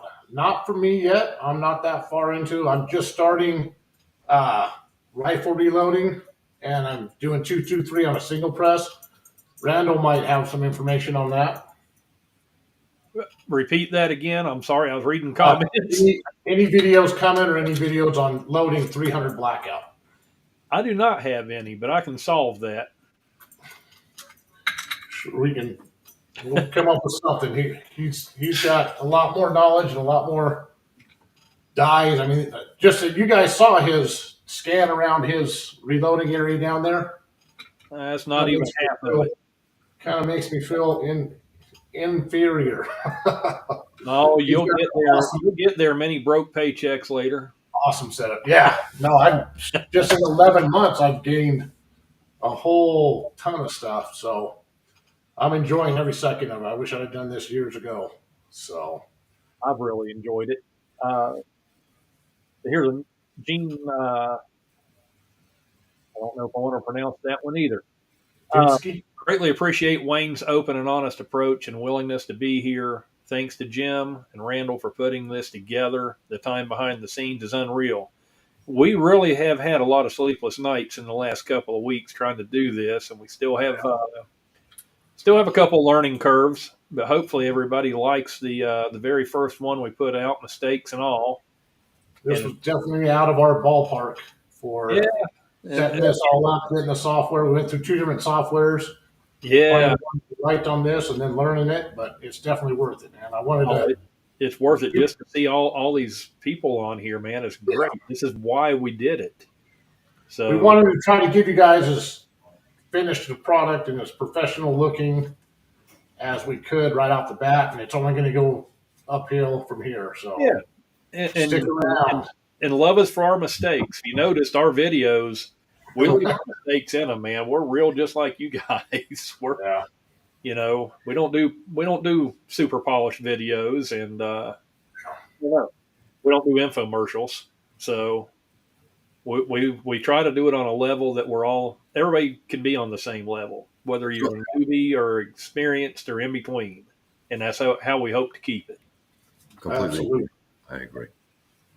Ad lib, it is what it is. Yeah, none of this was scripted, you can tell. And we are who we are. That's right. No airs. This isn't a Hollywood production. This is 3 guys and a bunch of people who have joined us who enjoy doing the same things. Yeah. It doesn't get any better than that. It really doesn't. So we're going to change our names to 3 guys and a bucket of brass? There you go. And another bucket of bullets and another jug of powder and another pack of primers. I got one here. I don't know if we missed a question somewhere. What's that, Jim? I don't know if we missed a question. I'm not sure what he's saying there. Answer for a burger hybrid, a vid bullet seating. Okay, so I've been talking to a young man who's extremely good at long range. I mean, extremely. He recommended the burgers, the hybrids, and the Hornady VDX. Real quick, Wayne, not to jump in. I Yeah. thought it, just so you buy, I thought he was saying burger hybrid had No, asked a question. I'm doing a search well, looking for that he's guy's talking name. seriously about bullets. No, I thought maybe he was prefacing that guy burger hybrid. I thought that was like their username. I thought they had asked a question. I didn't know that was an actual. So Yeah, I'm doing a search looking for that's that a new user. bullet they've come out with. Yeah, Right on. it's called the hybrid. It's a little different from their typical, really long tapered coned bullet. Very cool. It's got a little different ogive and angle. And then the Hornady VDX, is it? Those three are the most popular bullets that your long range shooters are loading. Okay. So I've been talking to him about a few different things, and I'm actually going to use some of his ideas and build them into the capturing stem. There you go. Don't know what you're talking about. Yeah, bingo. It's the capturing stem, like I did with the pistol dies, to capture that bullet. So when it grabs it, it seats it, doesn't mark it, and seats it perfectly straight. So you don't lose any of the concentricity that's sized into the case. And they're all boat tails, so you don't have to flare those cases. You simply seat the bullet down into the neck after it's been sized by the die. So yeah, I that may even be him. I'm not sure. It sounds like it would be. It was too coincidental. So shout out, Now brother. here's one. There's more. On the expander die. Yeah. I don't run the nut. Don't run the nut. Run it down Don't to run the the O-ring. nut. Just that rubber O-ring. You put that in there, tighten it down. It's not going anywhere. No, Yeah, I've had no issues with mine. no, Yeah, no. and I had that same issue when I tried putting the nut on it. It seemed too short. Took the nut off. This went right down. Just a heads up on the seating die. I just ran the nut all the way up against the rubber, and then run it all the way down, and it works perfect. Yeah. So, yep, I thought that same thing, Chris, and that's your answer. Well, that new, I got to help. yeah, the longer bushing will allow you to use the nut. People ask me about it. It's not really a big deal because when you turn that die down and make contact with that O-ring, it's locked in. It's not going to move. Yeah, it's not going anywhere. They want it, but again, they wanted it, so I'm giving it to them. So we made the change. Awesome. Not I that gotta there's say, anything wrong with what we had. It was fine. real quick. At first, I was kind of like plastic nuts. Those Well, I are like those are nylon. Well, nylon, but I like those because this one has that metal nut. Yeah, yeah. This is a seating crimp die, but you lock down that metal nut, and then when you go to do your adjustments, it's real jerky. You can't. It's real Yeah. crimpy, and then when you back it out, it undoes. You can't get any smoother. You lock that down, and then Yeah, you can do you super get- smooth, What's nice real too is tiny adjustments. And on those top nuts, you don't necessarily need a wrench anyways. No, just Most finger people tight. finger tight, and the plastic actually holds better. it Yeah. does. It Doesn't scar the die either. well, that's it. I love when you turn this. It's just, you can make micro adjustments. Yeah, you can. Yeah. Well, like I said, with the metal one, it was That was the jerky. method to the madness, that's why I use the nylon. They serve a great purpose. They really do. Yeah, 'cause I use plastic nuts on my my dies that I sell for The ones that- lining presses. Those are And the for ones. that reason, Those you are the just ones you finger print. tight. Yeah. You print them. Yeah, I've seen them. Actually, 3D print mine. They're a Yeah. carbon fiber mix, and There they you go. they hold great. Yeah. Never once in thousands of them had a customer return one. Yeah. Well, in 4 years that we've been selling dies with that type of nut, we've never had a problem. I might have had one or two customers that hit them with pliers and, kind of ruined them a little bit. And I sent them another nut. Right. I just told them, just use your hand. You don't need a wrench on. Okay. Well, Jim, well, he took off. Okay. I guess. I got one here that mentions him, and I'll wait till he comes back so he can answer this. Yeah. But no, the nuts I do, they're 3D printed, and again, they're a carbon fiber PLA mix, and they hold great. And then I've learned to use a textured bed plate and then you use the rough part of the nut down, and it locks even better just from that. So A little man, more that was friction. great. Yeah, a little more friction. As you know, Randall, it's all about the thread, the major and the minor in the threads, Oh yeah, and absolutely. the angle. If you've got a well machined or a well printed nut with the proper thread pitch, Mm-hmm. you're going to get a nice seating, lockdown, and you won't get any canting. Okay, Correct. because the threads are mated well with the threads on the die. But when you've got Correct. loose threads like a Home Depot nut and bolt, and Mm-hmm. you tighten your die down and then lock it with the lock ring, Yeah, you're cants the a whole die. lot of movement. There It's goes your no thread. longer concentric at that point. It's gone. It's gone. Yeah, and my dies, that's what they're for. I mean, they're for aligning your press, and you don't want them to cant. They have to be in spec. Yes. Yes, I make I produce my own lock nuts that eliminates that from happening. That's one less worry. You're in control. So, If you're in control, everything is perfect. And oh, that's absolutely. absolutely key. Well, Jim, I'm gonna post this one. This one addresses you. What do we got going on here? Jim, if allowed, don't forget I'll throw in 1,000 federal pistol primers to the winner. Wow. Hey, that's awesome. Go ahead and take down his name. I'm going to get a screenshot of this so we have a picture of this. So we have proof. Well, Oh, that's awesome. I don't recognize the name Walcrow, but I Walcrow, I'm going to put my email. My email is reload journey. Reload journey at gmail.com. Reach out to me and get me your information. So it's reloadjourney at gmail.com. Why did it go under bragging rights? I gotta pick. Yeah, this resets back every time. Anyways, email me your information, and that's the email right there. Email me your information, and we'll put that with it. We'll get you the information for the winner. nice gesture. We appreciate Absolutely. Yeah. Oh, yeah. Very nice of them. Yeah. If you send them to me first, I'll make sure they work well before we pass them on. I want to make sure we're getting quality stuff to our listeners, our subscribers. There's another praise. Let's see. Chad says, I have been reloading approximately 5 to 7 years. Still consider myself a beginner. With that said, I have replaced all dies possible with Wayne's dies and have eliminated a lot of problems seen. Thanks. Thank you, Chad. I'm happy that you're happy. And as you know, I'm sure, whenever you need service or information, I'm always here to answer questions for you. So you asked. thanks for the shout out. Pistol? I appreciate it. I really appreciate the shout out. And he says, got it. So those are small pistol primers that he's offering. Very nice of him. Okay, let's see. Here we go.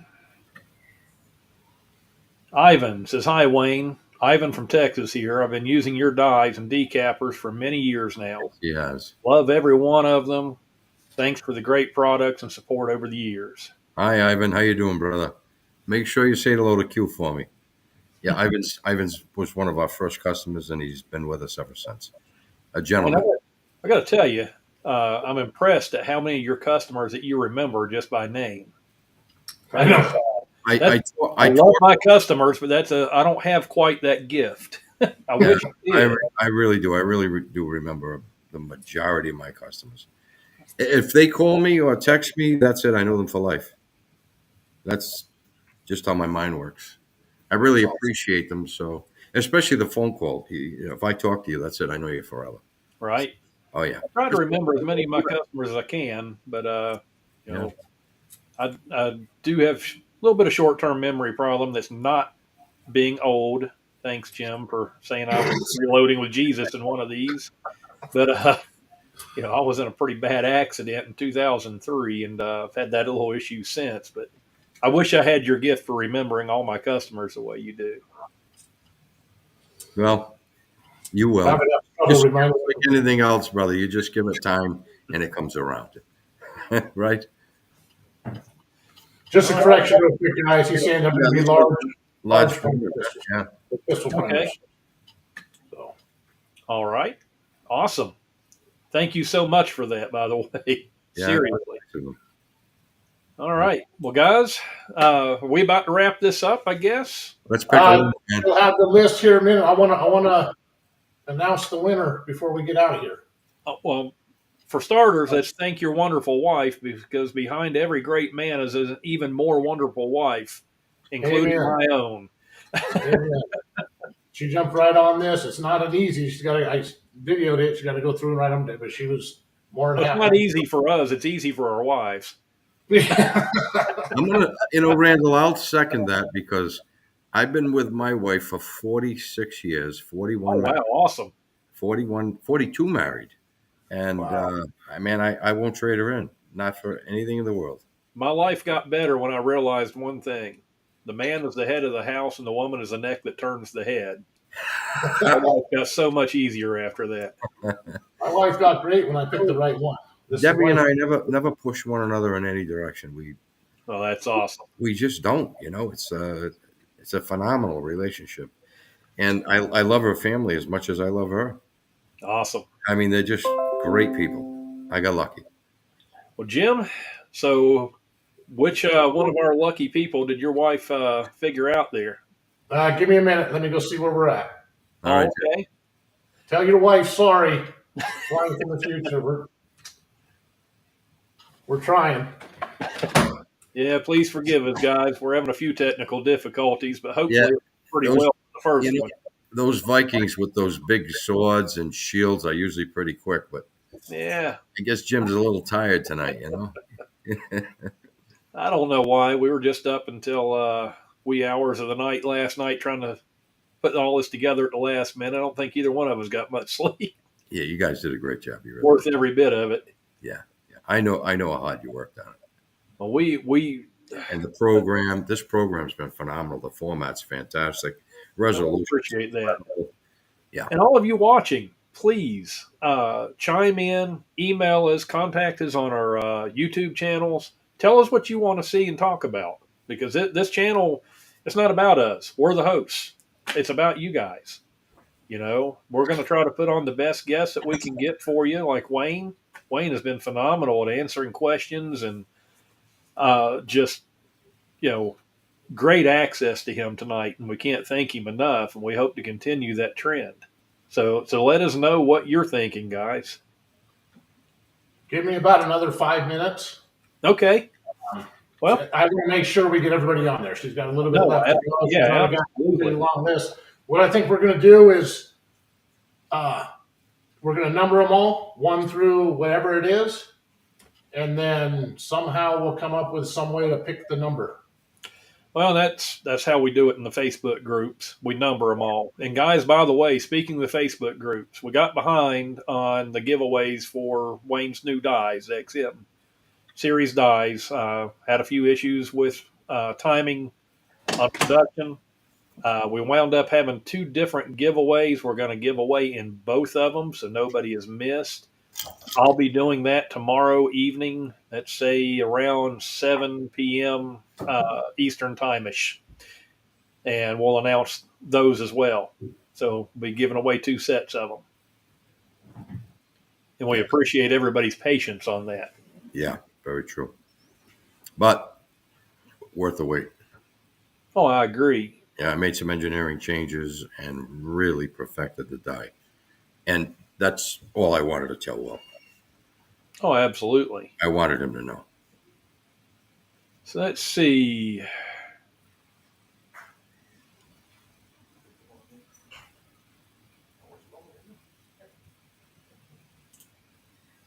Here's another one. Chris Merritt, said just got my X10 set up today and was putting in the new Mighty Armory 9mm dies, and also noticed the expander die was too short. Well, again, we covered that for you. Just remove the nut, use an O-ring, so you'll have no issues with it. And like Wayne said, he's addressing that, or has addressed the issue to get those available to everybody. Yeah, the O-ring actually comes with the die. It's Right. a little envelope. You could just use that, but we've since made a little change so that people can use that nut because I guess they think it's supposed to be there. That's fine. Yeah. It's done. Okay. Yeah, make them happy. Give them what they want. Oh, absolutely. Customers are what Well, yeah, that's what makes our world go round. we're talking 3/8 of an inch. It's a piece of cake. Yeah. So let's see. Trying to find some more questions. I can't believe the amount of people and questions we've had tonight. We were so blessed, to say the least. Yeah, we've had some very good guests. I mean, there's a question there from Millennial Logger 68. He says, "Hey Wayne, what were you going to say about FW arms?" I just wanted to Will to know that we did perfect that die.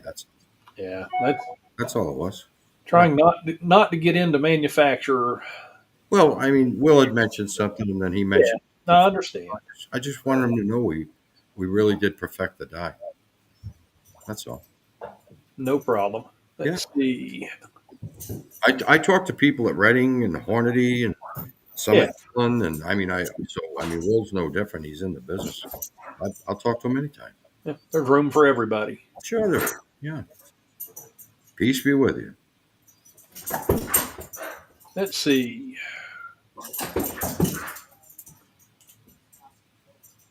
Pinky Pinkerton. After the information in this live stream, I will be replacing a lot of the dies with information provided is what I needed to convince me. Have 2 decapping dies now that I love. Awesome. Okay, great. Yeah.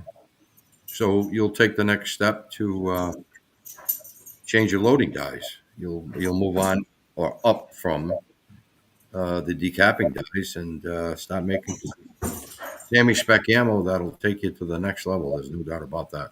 Oh, absolutely. Oh yeah. I don't know if you know Mel Rodero. Mel's an airline pilot. He shoots USPSA and IPSC in the senior class. And, a wonderful guy, great family guy. He's got an extremely tight relationship with Phil and Lauren Cashin at MPA. Okay. MPA makes some fantastic precision pistols and rifles. Right. And he went to the Nationals this year, and he had his 38 super rounds. I think it might have been 9 major, but nonetheless, when you go there, you have to shoot your rounds, and they chronograph them to make sure you're within power factor. Right. Well, his rounds were consistently 0 to 1 SD, which means his extreme spread was 1. That's like 1 second per, and they were blown away. They'd never seen anything like it before. And they asked, "Where is this ammo from?" He said, "It's from me. I loaded on my Mark 7." And they said, "Well, what are you doing special?" He said, "I just use Mighty Armory dies." And that's a hardcore fact. And this took place at the Nationals. And I got to tell you, it spread like wildfire. You can't imagine how many die sets we sold to the big guns that do their own loading because of that. I mean, I shoot 308. That RO and supervisor talked about that throughout the whole match. Oh, wow. U.S. Nationals. But I shoot 308. That's one of my favorites. And I've got your 308 competition die, and I've got the combination down between your die. Actually, I can do it with Burger or the Hornady A-tips both. Mm-hmm. And with the powder, I've got it down to where I'm consistent single-digit SDs. Beautiful. I mean, and outstanding. And that's what made the final factor on that was using your dies and getting them to true Sammy spec. Mm-hmm. The shoulders are sharper. They're phenomenal. Yeah. Well, if your SDs are low, then your accuracy is going to be good. Oh, of course. Absolutely. It's all about SDs. Most guys that are loading with my dies, after they've gotten used to them, are all 5, 6. That's about average. Right. 5 or 6. The guys that go the extra mile, that little extra powder or that little little extra seating depth or length. They get down to 1 and 2, man. So there's another question for you. Sure. I want to try these dies. Which would be the best to try out? Sizer or taper crimp? Okay, so the dies are a measured system. They will work in combination with other dies. Yes, they will. And they will help them. But being a measured system, if you can put together a full set over time, I highly recommend it, because that's where you're going to get the most from your ammunition and your gun. And you'll be surprised how much better a shooter you are. Right now, if your SDs are 15, 20, 22, and you're at, you've got a 3-inch spread on that target, and you start loading with a set of Mighty Armory dies, and before you know it, that 3 inches is now 1. So now Right. you know how much better a shooter you are, and that's true. So your ammo has a lot to do with how good your gun can be, which means how good can you be. And the dies Right. really, really do make the difference. They really do. All right, let's get in one last question, because Jim Yeah. looks like he's got something important to say. Jason, well, I'm not too familiar with Mighty Armory dies, but do you make rifle dies as well? Say 223, 300 Win Mag, or 6mm Art? Just wondering. Thanks. Yeah, we do make 223, and we have for 4 years. The 300 Weatherby Mag, not yet. And the 6mm ARC we've had for over a year. All extremely successful selling dies. People love them. So Awesome. the utmost confidence by the dice. You'll be very thrilled. Very happy. Yeah. All right, Jim, what do we got, buddy? All right, guys. So we've got 110 entries. Okay. Awesome. Now, I was trying to get rid of the guys have posted it in multiple times and all that. So, however you guys want to pick a number between 1 and 110, and I will show you the winner. Wayne, that's all you, buddy. 110. There used to be a show called 77 Sunset Strip. Yeah. It was pretty popular at the time. Showing my age. 77. Yeah, 77. 77. Yes.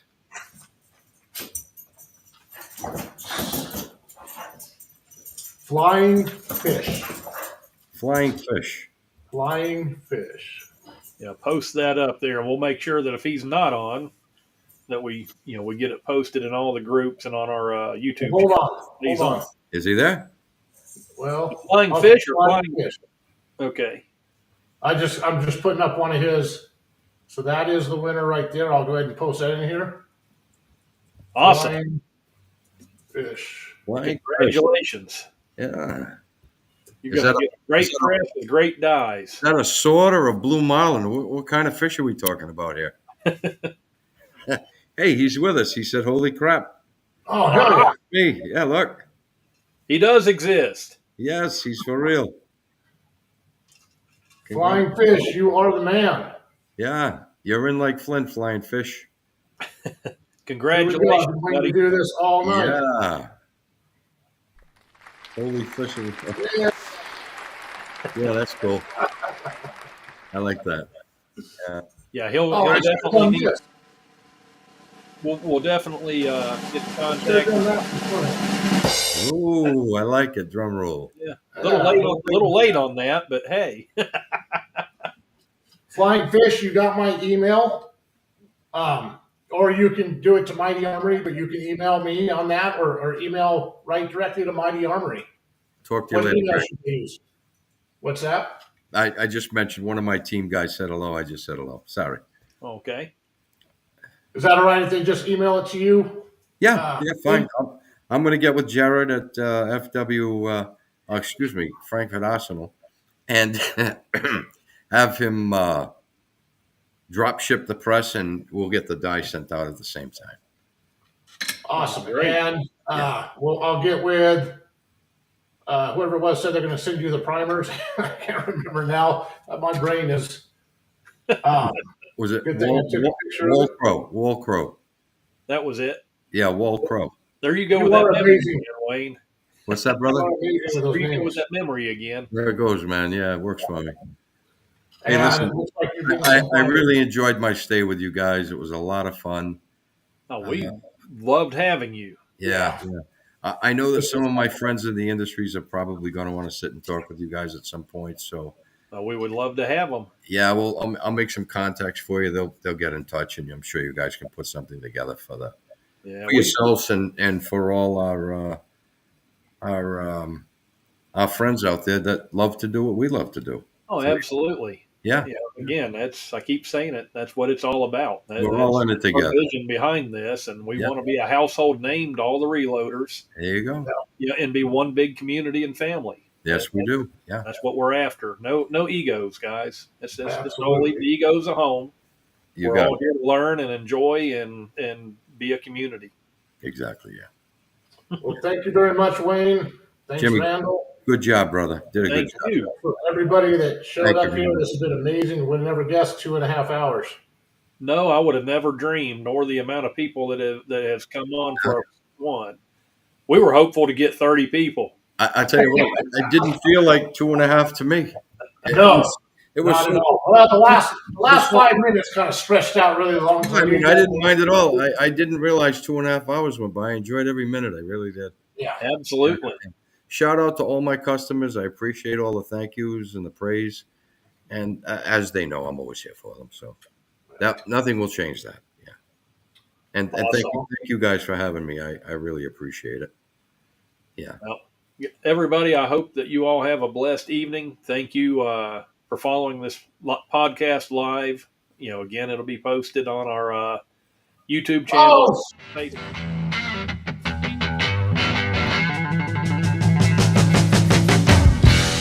sorry about that. Yeah. I was trying to do something else, and I Crazy. couldn't. Got twitchy fingers, didn't you? Either we were late or you were early, man. Yeah, I'm not sure which. Well, hey, I guess we've done our thing. It's time to go cuddle with the wife, watch a movie, There have you a go. cold pop, and then call it a night. What do you say? Absolutely. Go to your reloading presses. I'm going to try like heck tomorrow afternoon. I really am. All right. I'm going to try like heck. Yeah, even if I can just get an hour in. All right. Well, guys, God bless everybody. Thank you again for Yeah. watching. Come back and see us on the next one. We're going to try to do these about every 2 weeks and give you some great lineups. Again, the next one should be the guys from Frankfurt Arsenal, and we'll be able to have all your questions answered on the new X10 press, about the new bullet feeder that does come out, and any of their products. So again, thank you again. God bless. God bless, guys. Have a good night. Peace out.